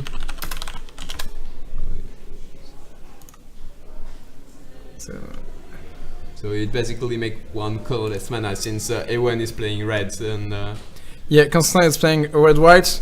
So Human World got, it's a random 2-2 haste. It might be the Rakdos Shredder. Rakdos something. It was a 2-2 haste for black or red, black or red. You cannot play that in mono red because Oh. of the rule of EDH, so that can't It's be also not out of it. Okay, So if anyone in the chat knows what it is, well, we're welcome. I actually have no idea what it is, but so the 1M Aspirant resolve this time, and you know what's good against a deck full of 2-2? A 2-3. But on the other hand, yeah, like he has a Brimstone Volley to take care of the Grand Arbiter, but no, Remand. Since it costs 1 less to cast, only a blue, the taxing effect from Grand Arbiter is really good with Remand. Well, yeah, 1 mana, return back your 4 mana spell to your hand, can't attack for much. That's very powerful. On the other hand, if Constantin did not have the Remand, then it would have been very tough for him because it Yeah. a lot of damage. Constantine got really timely interaction here with the Spell Snare into the Memory Lapse into the Remand, and without that he might have been in a really bad spot here. But he's fine. He resolved Compulsive Research. And we saw him draw Force Spike and Manatis, which are Fantastic. very powerful effects with. Once you have Grand Arbiter, Yes. it gets so much better. But on the other hand, Ewan's deck is very low to the ground, and he has 5 mana already, so it might not counter anything. And he drew another land, so maybe you can still get something like. If he tries to go for 2 plays in a single turn, you might get the second one with it. So, but he only has 2 spells in hand. Go for the Brimstone Volley once again. Will that resolve? If that resolve, Constantin is not in a very good spot, actually. He's at 19, he's taking 7 a turn. And if he lets the Arbiter die, it's likely that he's just gonna take damage here. Yeah, he really needs a way to sweep the board very fast. And what does He has a full art card. I don't know what it It's is. a Manatist. Manatice. Oh, there is a full art Manatice. Yes. I didn't know about that. And he drew a Spell Pierce, which is kind of a blank actually. If he goes for an end of turn That's, gold, that's what actually would have been good last turn. He could Spell Pierce and Manatice. Manatice. Manatize the Brimstone Volley, but it didn't have it. So let's go for a 6 mana 2/3. Might just do the trick. I don't know. Ewan has another, at least 1 land in hand, but I believe it's a Jackal Pup. Very strong card. But yeah, that's no way to get past the 2/3. That gives Constantin some time, so Constantin can definitely draw out of it, even though he's stuck with a pretty bad counter spell in hand. I don't believe he has another draw spell. He has multiple other lands. But yeah, 3 bad counter spells in his hand. Oh, he didn't play the Jackal Pup? Yeah, you want to guess he's playing around the Wrath effect. If Constantin doesn't have a Wrath, he's gonna be dead very fast. I guess, yeah, you don't really need to play it that. Yeah, you don't put him dead on board if you draw removal for the Grand Arbiter, but you put him down to 2 with Zurgo in your command zone. Well, that's pretty good. And even though you only keep a Jackal Pup in hand, you can recast Zurgo after Ras and suddenly have 4 powers. Yeah. So, well, we'll see what Ewan is doing. Constantin, I think, has a deep analysis in hand. He elected not to cast it. He might have a few counterspell that he wants to play here. Some tax effects, and he wants to make sure he doesn't die this turn. Well, that's unlikely that he dies this turn, but he can be in a very, very bad spot. Triple Bolt. Don't worry about it. Well, he has a snow-covered mountain, random, from... Well, he could play all snow-covered mountain and Mouse of Random, or maybe... It's 2 mana, 2 mana. You have to pay the tax, my friend. So, Jackal Pup, who has been replaced by Jackal Pump recently, aka Satyr Fire Drinker. So we got Borderland Marauder. yeah, Ewan is going to regret playing the spell in this order, but it doesn't matter a whole lot. Like, I guess the Borderland Marauder was a second creature that could attack through the... through the Arbiter. It trades if the Arbiter blocks, so I guess resolving the 1-2 might be a bit more important. Ewan is Hellbent at the moment, and a 3-2 attacks way better than... Yeah, but on the other hand, let's say Constantin had a counter spell. Would a real one, yeah. Counter the Jackal Pup? A hard one. Maybe, yeah. So, I don't know. I think it would have been better to play the Marauder first. But yeah, it depends what you want to play around. It was very close. If you want to play around taxing effects, you want to play the Marauder first. If you want to play against hard counters, you want to play the Pup first. Yes, that's right. So you have a Colonnade getting tapped, Deep Analysis for 2 mana. Actually, 3 mana. He tapped the Fieldstone as well. Oh yeah, it's 4. Well, there is a Grunt Arbiter. Yeah, tapped. yeah. The basic cost is 4. I thought it was 3, like divination. Yeah, would be a bit too strong. 6 mana. To do 4. And 6 mana for 3 life to do 4. And here it's 4 mana, 3 life. But those the 3 life are really important here. I think he's not gonna flashback it the whole game, because I don't think Constantin has any way to win life to gain life in his deck. You don't gain life in EDH. How about Sphinx's Revelation? Yeah, he might have this one. Even better, you think? He might have this one. Like 5 mana, draw 4, gain 4? Sure.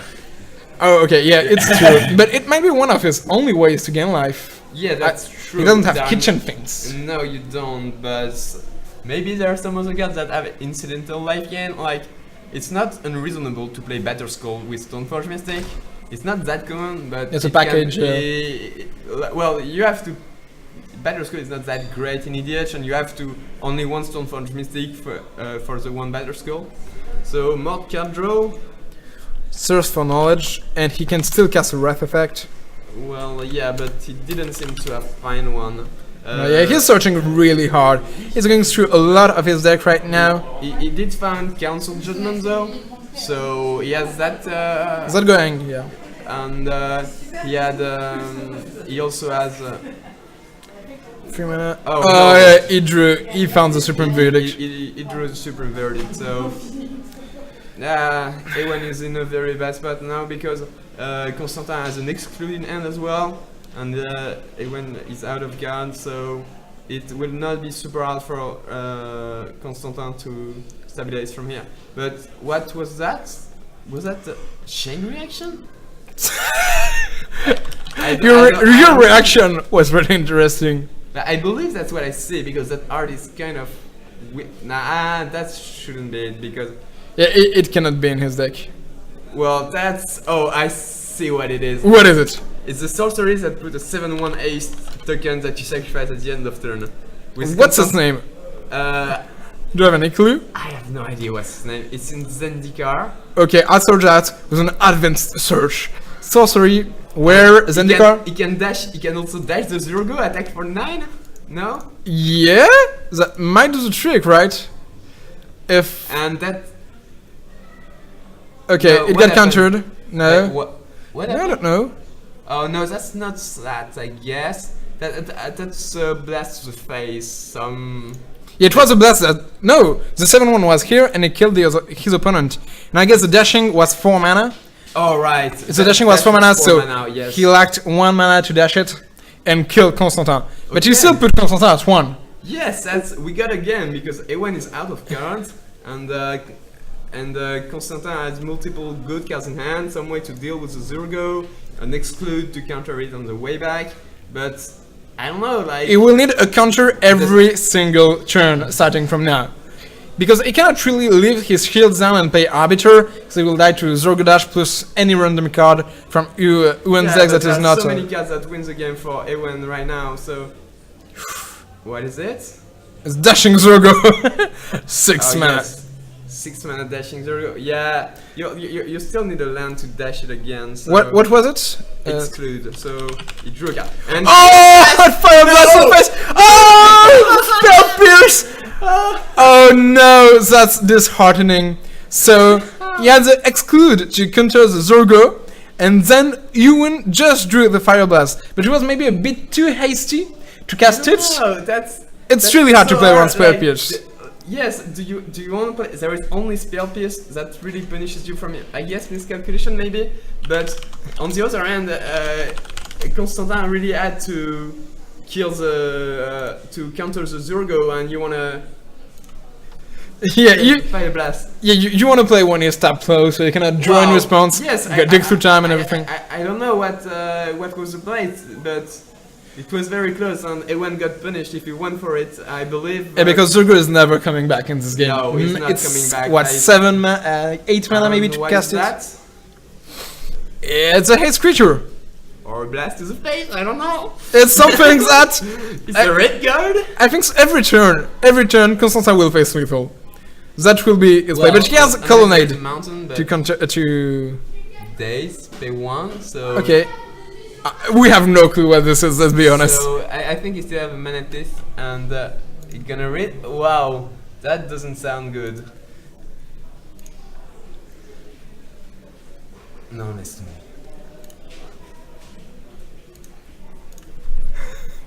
So, what did we have? It's still in response to the spellcast, right? Constantine. Okay, I believe it was a creature without haste. And Constantine untapped, attack with a Colonnade. And said go. Yeah, it looked like just a. He has the mana to activate Colonnade again to block it, whatever it is. But it will aim tap low, and I believe it wouldn't draw a spell, so I don't know what it is, but.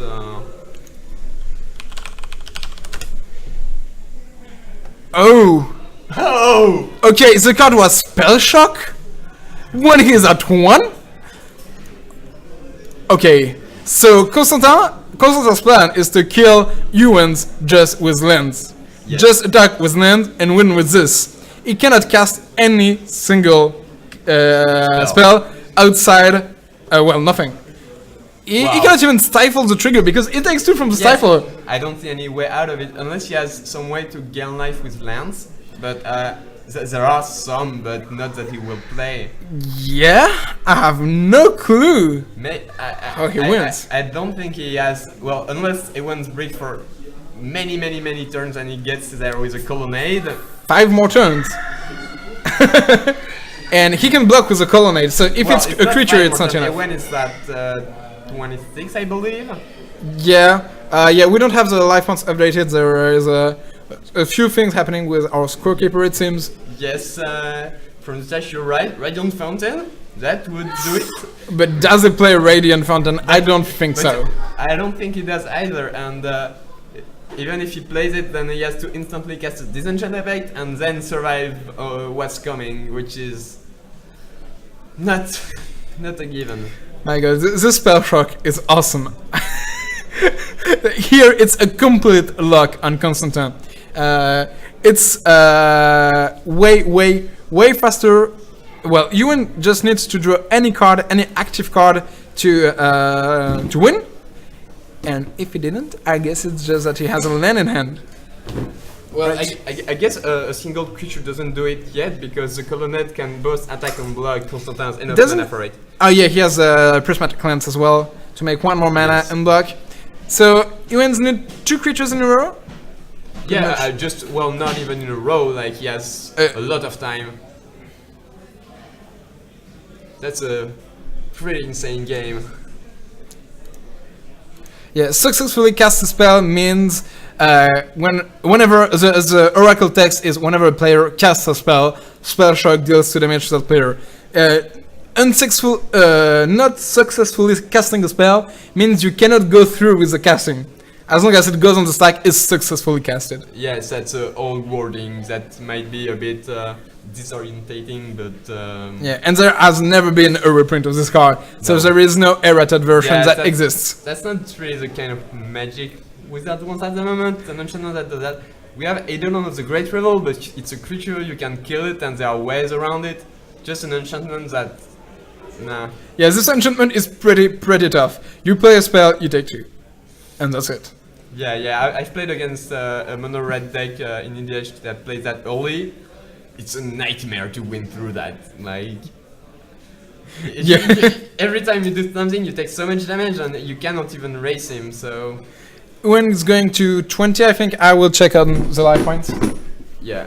Okay, so it seems that Ewan breaks for 1 turn, but one thing is, even if Ewan breaks for many turns, that means he draw lands, and if you draw lands, then he will be at able to dash Zergo again, even though it's probably not gonna be enough just by himself because of the cool nade.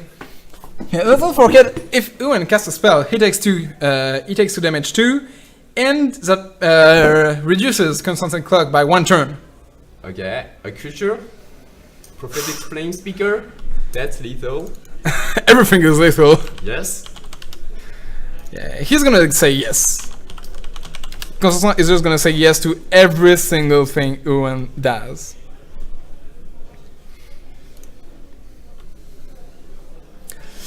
So, the Google Flame Speaker.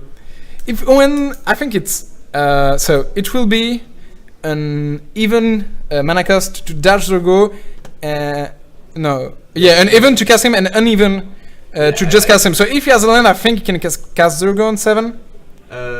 Yeah, cast it. Yeah, it just casts That's Zergo, what it just did. and I think that's the end of Constantine. There is no way he can win from here. Well, unless he has the card we talked about, like Radiant Fountain. Yeah, but I don't he believe just it played a does. land, and playing a land here is his god spell. It just means he has, I think, no outs because any spell he casts just loses the game. So it's pretty hard to do something when you can't cast a single spell. It's going to go through the motions because you never know. Sometimes the player will Not attack. yeah, because you have a blocker and forgets that you're exactly at 1. But I don't believe Ewan has forgotten. Yeah, that. look at Constantine's body language. When you're like this, you know you've lost. It's really that you're just pretending. Yeah, I mean, you're hoping for your opponent to make a mistake. I've definitely played multiple games with my. Well, if he announces Yeah, attackers, before. you can concede. As long as he turns both sideways, usually it's enough. All right. And that's a wrap. That's a win for Zergo. We didn't see him lose on stream or for the moment. Not yet. He won 3 games.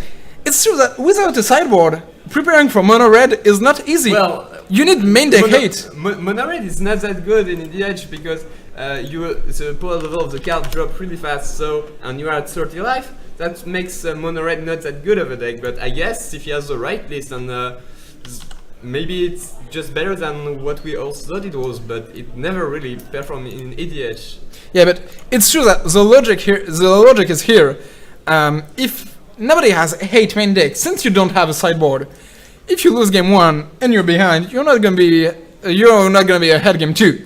Yeah. You don't have a way back. Yeah, and Constantine's draw was very impressive that game. He Yeah, the turn 1 spell snare, turn 2 memory lapse, turn 3 he had another interaction spell. I don't remember which one, but he had one. Yes, he had a lot of he had a very good draw. In the mid game, he kind of break, like draw only one draw spell, and it was he had a multiple Manatius effect. Monetize, it doesn't work. Manatice effect, yeah, for spike, and but he still managed to get value from them. Like the spell piece finally countered the little fire blast, and the Manatice countered The Borderland Marauder. yes, in conjunction with the force spike, and so even then, like that matchup seems really bad for Constantin, and Yeah, it's actually hard to imagine a much better draw for him. It's Yeah. hard to imagine a draw that matches up like, better against you. Yes, but in the moment where he stabilizes, if at that point he plays something like Sphinx's Revolutions, then the game is over. But he needs something like that. I think he needs just Sphinx Revelation. Well, it's his only I don't live know. gain, and it synergizes very well with command, but maybe if he doesn't have it... Maybe he plays Mystical Tutor to get it, but I doubt it. I don't know, that's very bad. Actually, what I'm saying is what Ewan said. He told me I'm playing Zurgo because people are not prepared. People right. don't respect Zurgo. And if they don't respect it, that means it's a good time to play it. They don't have main deck card that screw you, they don't have good interaction.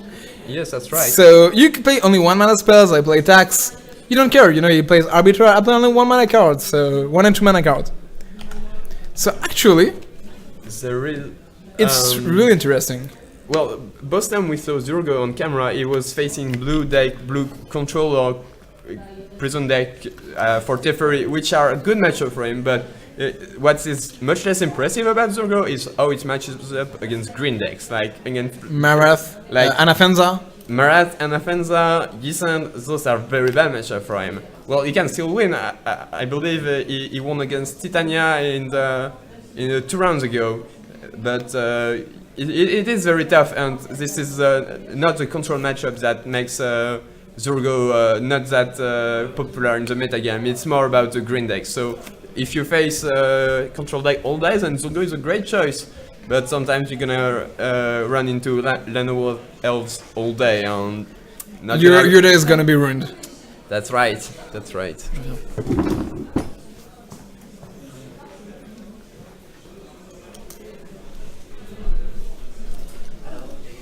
So Ewan took a mulligan, I believe. I don't know about Constantin, but still, since he's still shuffling, I believe he's done the same thing.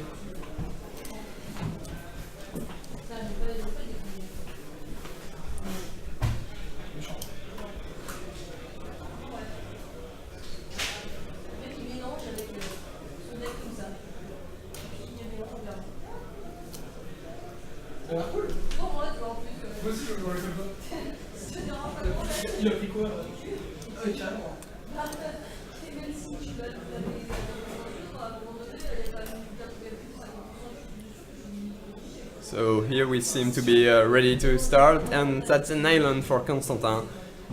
And surprisingly, turn 1 Zurgo, which did not get first bite. Another island.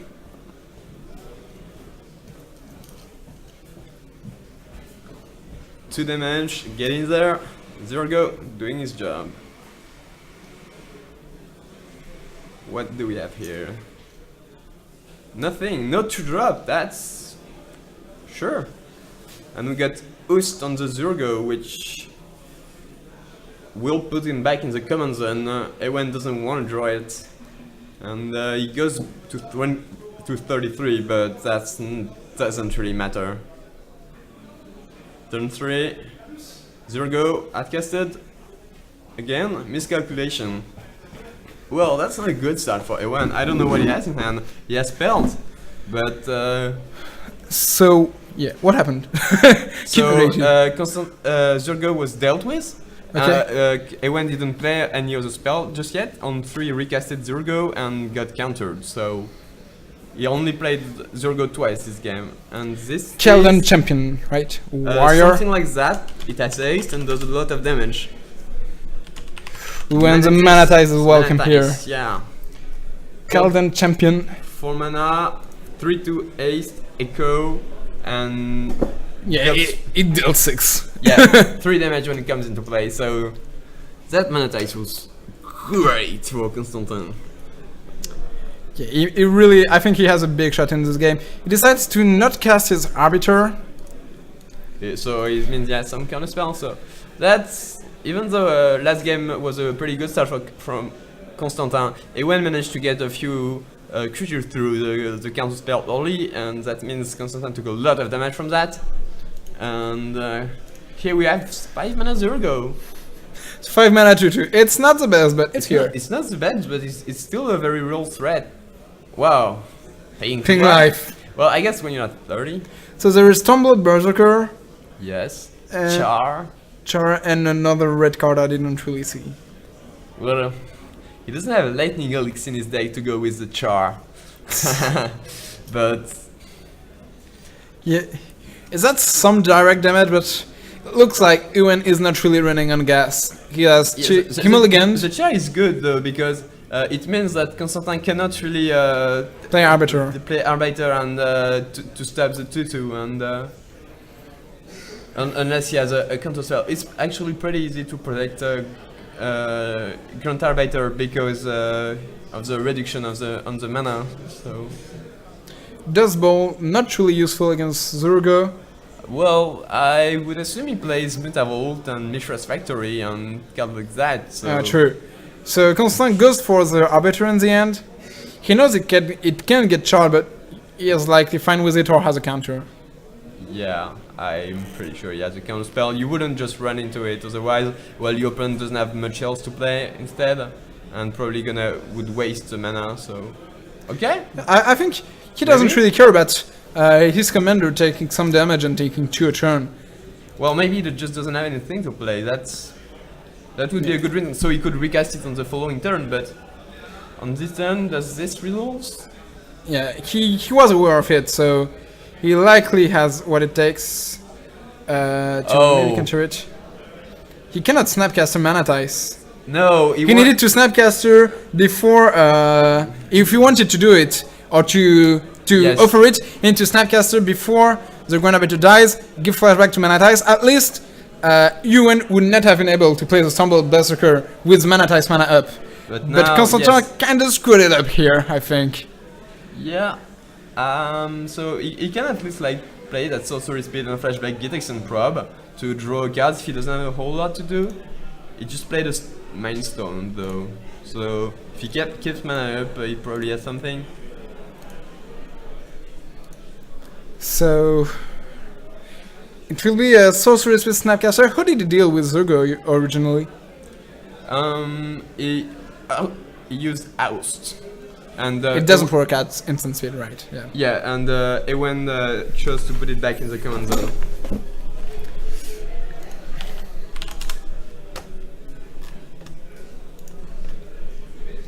Wafutapa's favorite card, I think.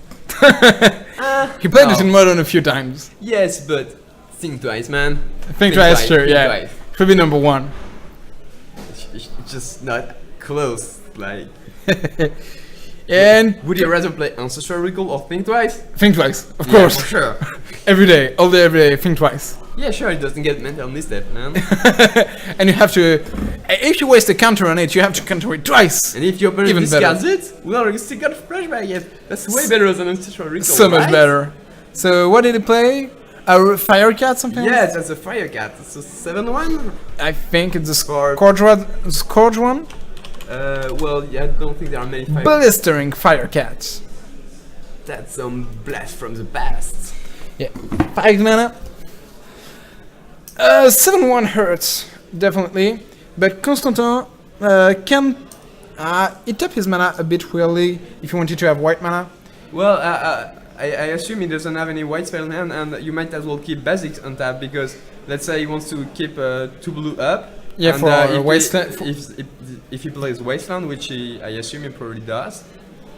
So that's Firecat Got in. just dealt this 7 damage. So Constantin took 10 this turn. Yeah, and he is down to 9. But he hasn't negated his hand, in his hand. He has a Snapcaster. I don't think he can die to burn. Well, he can. Like, it's going to take a long time to win the game, and he needs to find something. He doesn't have a way to. Well, with the Snapcaster now, we can block the Stumbled Berserker, but that's still a trade. And you have to double block it, and you lose the Arbiter.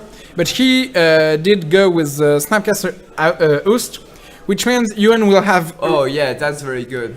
Yuan will have trouble triggering Bloodthirst once again. Yes. Attacking here Does- is not easy. Does Bloodthirst works with Blast? Yeah, it's It does, as long yeah. as an opponent took damage this turn. But if he said he has negating, and then I like Constantin's spot. He has to draw some card draw spell to really get ahead and don't lose to a flurry of good draws from Ewan. But Constantine is the favorite, I would say, despite being at 9. Yeah, and he goes on the aggressive. Yes, With the yes. Arbiter and the Colonnade, he still has 34 damage to deal, and he realized last game, he's not safe. If it goes late, Yes. he has just a finite amount of counter spell for all the burn Ewan has. He's at 9, it's Well, just... Ewan seems to have quite a few spells, and he didn't play very many spells in the early game, like casting Zurgo so many times. Spell shock? You will remember that. Yeah, that's going to be negated. All day, every day. Constant only has one card in hand. Yeah, that's why I said he needs to have Yeah. some card draw spell, even though... Like, It's gonna be negated all day, every day. Yes, you cannot... like, you're not going to win before this deals you... At least 4 10. damage. Yeah, no, like 10. Yeah, more likely 10. Uh, So there's a Zurgo trade, Spell Shock, get countered. so... I love this artwork. Constantin has Giant Arbiter, Colonnades, and no hand. Wow. And Ewan it's- still has plenty of cards in hand. And he has Tumbled Berserker, but she cannot really get it through right now. Yeah, he doesn't seem to have another creature, and maybe he could outcast Zurgo, but that doesn't gonna get through Giant Arbiter. Arbiter. It really depends what Constantine draw. If Constantine just bricks for a few turns, Yuan might have a chance. Yes, definitely. Well, he has a Mind Stone, so he has a redraw if he misses this turn, but he can spiral out of control very fast for Constantin if he draws a draw spell into another. Yes, but he wants to get Ewan that quick, which is totally reasonable, because 6 damage is nothing to sneeze at, even when you're at 28. Yeah, and he goes for some ramp. I forgot the name. It's on the cube I played it's in. Cold Steel Hurt. I see. And he even Richard and ports a land. So I think if He Yuan doesn't drew a have land, he might have been unable to play Zurgo. Well, I don't know, like maybe if you don't have anything to play, you might as well do it. It might stop Ewan from playing 2 spells a turn. There is a Arbiter? Arbiter on the battlefield, so Yeah, Zurgo is gonna cost a ton of mana here. If he wants to cast Zurgo through the Arbiter and all its deaths, it's something like 8, maybe 10 mana. So it's gonna take quite a lot of time to cast Zurgo, and we will Wow. have a 1/1 Stormblood Berserker. It's hard to block, actually. And that's right. in this Constantine deck, it will be very hard to block. So it will be 1 damage a turn. It's not much, right. but it can trigger other That's Bloodthirst not creatures. Really, it's definitely not ridiculous to play it. Other one. You gotta do what you gotta do. Colonnade. 6 more damage, or yes, I mean it can block the Berserker, unless does Ewan has enough mana to dash Zurgo? I think he's pretty far from it. Actually, he can immediately Colonnade and then Wait. I grabbed my Mind Stone. I don't know. I feel like it's. That might have not have been the best moment to guess Mind Stone, but sure. I mean to crack it. to crack it, yeah. So he got in. He will likely port something at the upkeep. No, he's going for a third for knowledge. Yeah, he drew it off the Mind Stone. He might have wanted. He might have wanted to.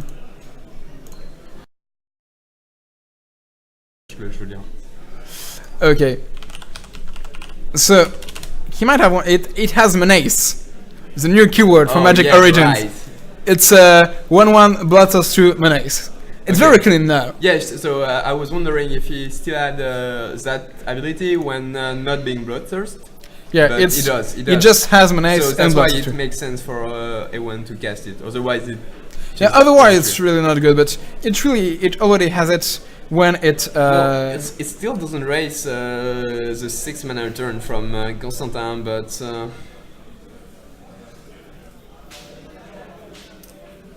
So he just casted Zergo for 8 mana. Yeah, And he's gonna get in for 1. okay, so now Constantin has to slow down his attack, only getting for 4 turns with Colonnade. Yeah, he needs to keep Arbiter back from the Zergo since he has. Yeah, he's at 8. And his opponent plays a flurry of burn spells. He cannot take the risk of doing anything else. Narset Transcendent. If he can rebound something good, he might be in a good spot. Does he have the card draw to go with it? He has Counter Spell in hand, I think. Well, I don't believe he has a card draw, he would have casted it already. So he's placing it.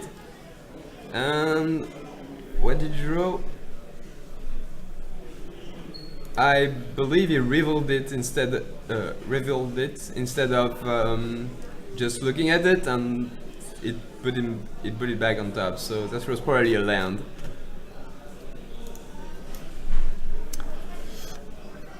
Well, I think he would have liked to draw something else, but with the Narset ticking up, he might find something nice. If he goes with the Narset Ultimate, actually, it will be very good against Uwen because his way of losing the game is burn. I don't think the game is going to be about that. Like, Ewen's probably going to be dead to Colonnade at the point of the ultimate, so maybe he could stop Ewen from 1 turn drawing a little burn spell, but I don't know how many spells he has in hand, but he doesn't seem to have many.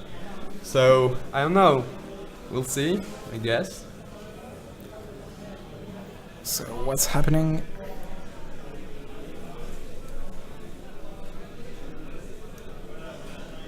I don't know. Sunworld Berserker attacks. Constantine goes to 7. Yep. And what happens next? Because Uwen is at 14, and 14 goes on quite fast. It's a Taurian something. It just gets. Oh yeah, Torion Muller. Yeah, that's pretty good. Not that great on that board actually. Yeah, he needs his opponent to cast spells to actually make it grow. And he cannot attack yet. Well, that makes it second 2/2. So if he wants to, he can get in 2 damage, sacrificing either that or the Durgo. So Constantine draws. He reveals. I don't know what it was. Looked like Into the Royal to me. Well, that's very good. Yes, that would be really nice here for Constantine. It's not really about tempo like Oblivion Ring. Well, O-Ring. The go 1. yeah, that's a low-win one. The old circle of sugar. Circle of Sugar in a world of forbiddance. Yep. That elemental got trapped. I believe it's some kind of elemental. Looks like it. So, Uwen is not in the greatest of shapes. Yeah. He's going for a Jackal Pup. Whew! Yeah, just like last game, turn 10 Jackal Pup. Sure. Classic.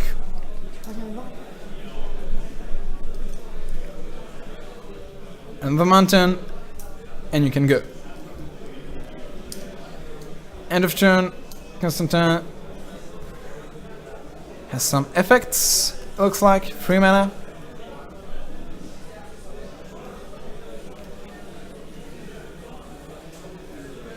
Constantin is down to 6, so it's getting in range of some burn spell, and it looks like Ewen has spells in hand. Top deck Banefire. Whoa. Banefire would be an awesome draw. I don't know if he plays it though. I don't know. It's a very good finisher. That's not Games go long in unreasonable NDH. to play. It's definitely not. Like, So yeah, we had Into the Royal. Into the Roll, bouncing the 1/1 Berserker. So sad.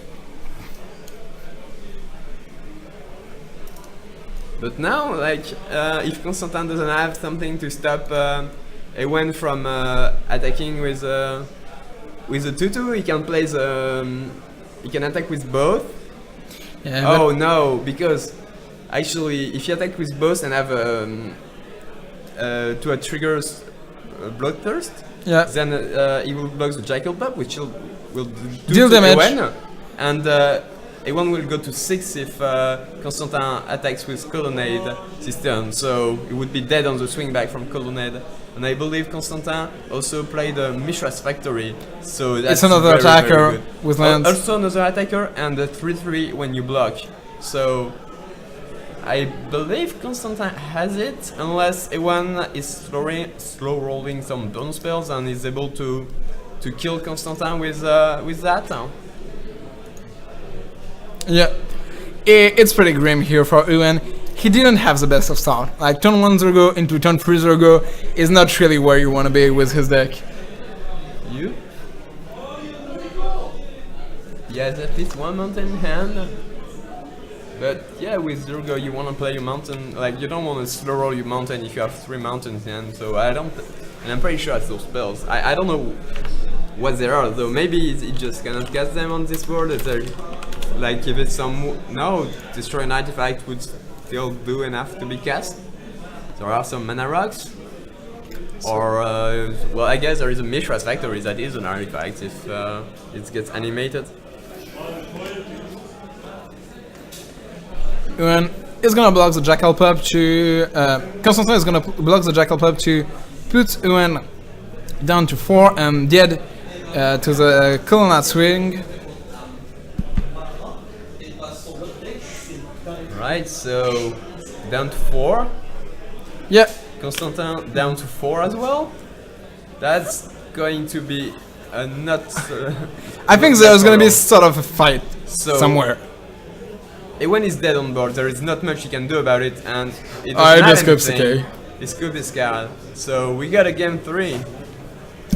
Yeah, we will have a game 3 with Ewan on the play. As the turn 1 Zergo is really not the same thing Yes, on the yes. play as it is on the draw. Arbiter got there. I think he got helped by Ewan's draw. Like, yeah, Ewan really was low on threats. Yeah, Ewan didn't have a great draw, and Constantin had a good one, and even then, Constantin was always the way down to 6, so it was close.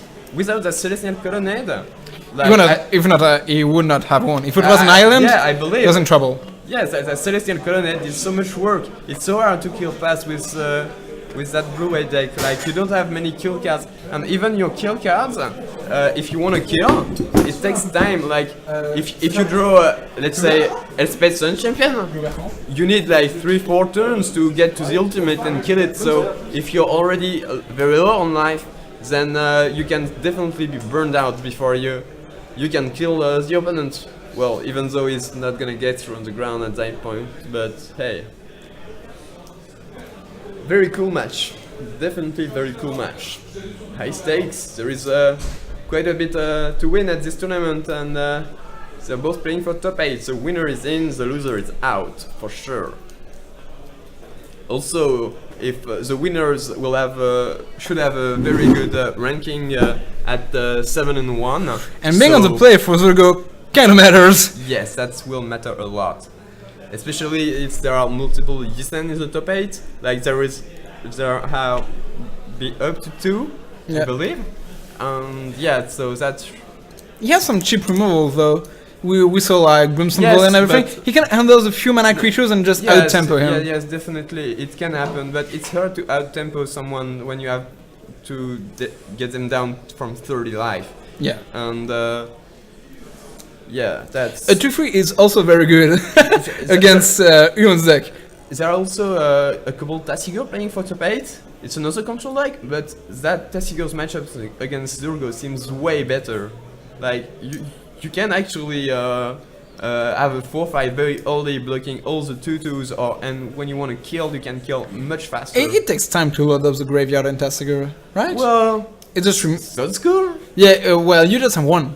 Well, you have Mental Nut, you have two. Okay. I mean, you're playing quite a few. You don't play it on 2 very often, okay, but you still can play it quite early. And even if it's on turn 4 with a counterspell backup, then it's great. It stops you from taking 10 from the 2-drop that you couldn't counter.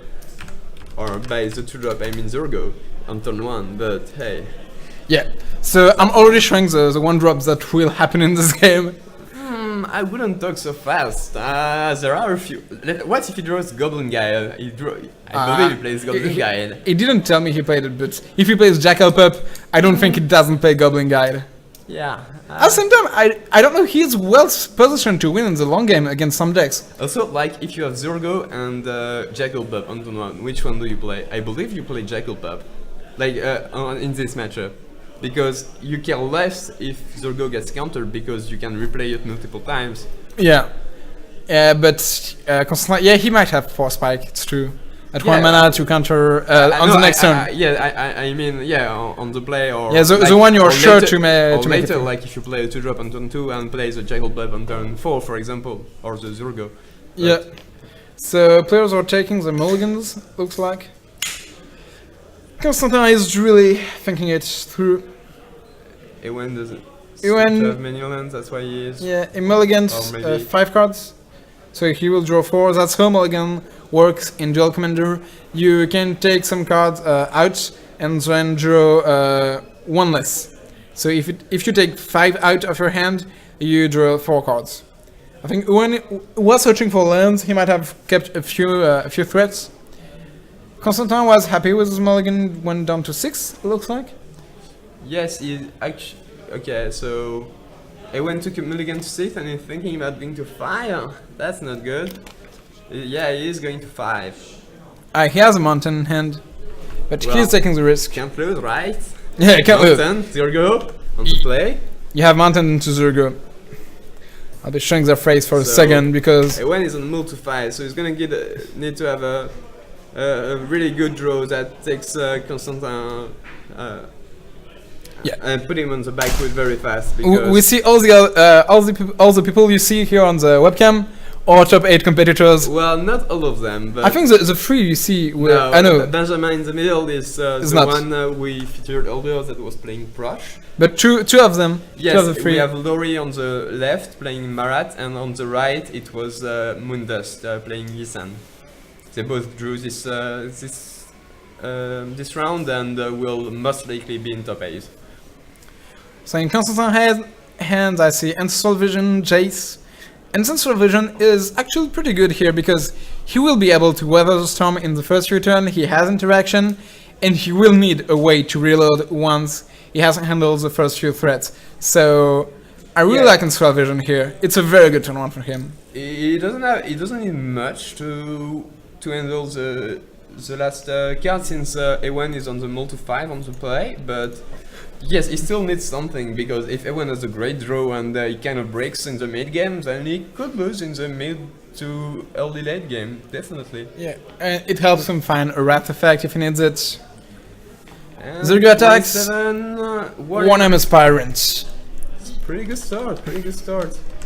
At least, well, he has a creatures, he has a threat. So sorry, by the way, for the stuttering. It's pretty like my computer, which is encoding the video near the players. We are very far from them, but my computer is kind of overheating. I think it's been 10 hours. It's been encoding non-stop, so he might have a few problems encoding. The round ended. We are going to time, and actually, if they draw, one of them will make it to top 8. Likely, maybe. I don't know. I think one of them will make it. I don't know who. We have to look at the standings, but they could make it. Like, if a lot of people play, they could be both making it, but I doubt it. So how many people do we have? Like those 4, let's say those 4 are locked. So then those 2 played. Let me make the math, 1 second. Yeah. So Ewen followed it up with a Torch Fend. Constantin is at 22, facing Zurgo, 1M Aspirant, and Torch Fend. Torch Fend, which looks decent. Constantin does play some artifacts, some ramp, so it can have its uses, and it just hits. Ewen went through, I guess, all the playable 1, 2, and 3 mana creatures, and ooh, that was a cost of the hammer, but Constantin had the spell pierce to not die to cost, because hitting the battlefield would have been awful for Constantin here. It's a very hard permanent to remove through normal means. Without attacking it, you cannot really deal with it, but he has the spell pierce, and that was a world of difference. An unanswered cut is game very, very fast. So it seems that Constantin is Has a wrath. Yeah, it seems like he's fetching and a Ras is going to be very, very bad for A1. He couldn't really play around it, being on mode 5. And people in the edge play Rasses, but they don't have that many, so the turn for Ras is not something you're gonna expect every game. Oh, And no, that's a Jace architect of thoughts. still And it's a pretty good. decent one here. Well, that's 2, 3, 4. Yes. he's 3 less missing- damage. Yeah, he's missing 3. He's missing 3 damage to. Well, 1 damage to kill it. Yeah, he attacks for 4. Yeah, it's a problem with this Jace. If you attack him, you lose your whole turn, and likely he can still +1 next turn because it's really hard to kill him. Yes, especially since he can. He will. His Astral Vision will resolve, and well, you're not in a good spot unless you can kill the Jace. That would be good, or I don't know. So Yeah. here's a Jace just with a Torch Fan and deals 3 to Constantin that likely says he has a Char or something in hand, a 4 damage spell. Some kind of 4 damage spell. I don't know which one it is. It's a but 4 damage spell. 4 mana, 4 damage, I assume. Yeah. So Constantin took 1 commanded damage, 2 normal damage, and he's at 11, but he will resolve Ancestral Vision and negates and a few other cards. Stifle, not the best. Okay, so I did the math, and it looks like if they draw, A1 is out almost for sure. Constantin might make it, but it depends on some result, and it depends on the other people. It is still quite unlikely. The most likely result if they draw is that they are both out. Yeah. So this is pretty harsh. Constantin did resolve Ancestral Vision and didn't have a 5th land, neither did he have Yes, a Wrath. Basically, if tiebreaker don't change a lot, it depends on the match from Elliot Bousseau and Quentin Garchery. If Quentin wins, then Quentin has bad tiebreakers, so the Constantin will get through. But if Elliot wins and they draw, then it's Elliot who will get in. So Constantin had a Jace, the Mind Sculptor in hand, but elected not to play it. He wanted to play Think Twice. Okay. He's doing his best Well, to put up impersonation here. Yeah, he's looking for some Wrath effect because he's at 11 and can't seem not to be able to deal with those creatures. Yeah, he drew with Ancestral Vision. He didn't find a land. He didn't find anything. He didn't. Wow. He had Jace, the Mind Sculptor, but he I chose not believe- to play it. He probably drew many comp spells. We see Sphinx of Revelation, but That's not it very doesn't good, do anything yeah. here. Well, you can cast Grunt Arbiter and. I think maybe he's do at something. 4. Yeah, he's not at at 4. 11. Oh, wow. He was at 11 before the attack, and here it will be a very He's harsh one for pretty him. dead. Wow. It's the first turn of extra turn, but I don't think we'll go to the 5th turn. I don't see how Constantin wins it. He has Gush, Well, so he can flood 2 mana, Gush, Revelation for free. Constantin can kind of wins by drawing the game. Like if he has some way to survive and Ewan doesn't draw enough burn to finish him in the extra turn, then Constantin still needs to be lucky. He's probably only like 20 to 30% to make top 8 if he draws. But a draw can make him. Ewan is out for sure if he draws. But well, I guess we'll see. Yeah, I saw Constantin had a Mana Ties, he had Negate, so he has answers to burn. But the burn is not the problem, so yeah, as I said, flood 2 mana, cast Gush, pray. Yes. Convulsive Research, Full of a medallion spells, that makes it that so that Yep, you're I blue. believe that's game. Yeah, pay to life. Good to Pay to Mountain life. No, maybe hand. not pay to life. I think he could pay. I think he Oh, could just no. cast it. So yeah, that's a game, and Zergo Bell Striker is in the top 8 and likely first seed. 7 and 1. I don't know. Like some of the people played and He was at 18. He goes to 21. Nobody else is at 21 somebody like it depends. Like if Benjamin Jean plays and wins, well, and has a better plays- tiebreaker. He actually has worse tiebreaker, so Is I think- first or second. Yeah, I think Ewan will be on the play every game, very likely in the top 8. Yes, it's that's a very big great thing for him. That's a great thing for him. Like very impressive showing from Zurgo. We didn't expect that. Winning on the Multi 5, but well, yeah, he just played 3 creatures and Constantin didn't have any Wrath effect and got stuck with Counterspell in hand. Like his game plan was not even good against standard deck. Let's be honest. You just put Abzan in front of it, it wrecks him. Yes. But as I said, people Let's are say- not prepared. People don't have the solution. What about Yizan, turn 3, a 2/3? How does he beat that? Yeah, I think it's not a good deck by itself, but it's really good against certain type of decks. Yes, and we got- there is a meta game in EDH, and people prepare for it. If you go out of it, they might just come with the wrong cards. Zurgo is actually pretty well positioned. I don't know how many Grand Arbiter won, but there was a lot of Grand Arbiter playing for top 8, so if most of them won, then it could be a great top 8 for Zurgo. Yeah, it's really depends, because if he plays against Isan, it might be really hard. Yes, A it could 2-3 be tough. is- Like, he's definitely rooting for the Grand Arbiter. Like, next to him was a Yizan Grand Arbiter matchup, which I believe favor the control player, but you never know. Yizan can beat any deck can beat anything, Yeah. especially in EDH.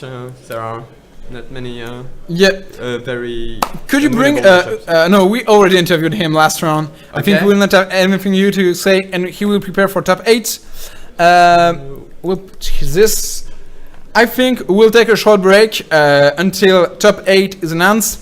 As we've had not mana but data issues during the last few ones, we will shut down the stream for the 10 or 15 minutes until the top 8 starts. I want to make sure that, the top 8 goes smoothly. Yes. So we will shut down the stream for 10 to 15 minutes. As soon as the top 8 is announced, we will start the stream again. We'll keep you updated. We'll be in the chat to answer all your questions. So see you very soon and have fun.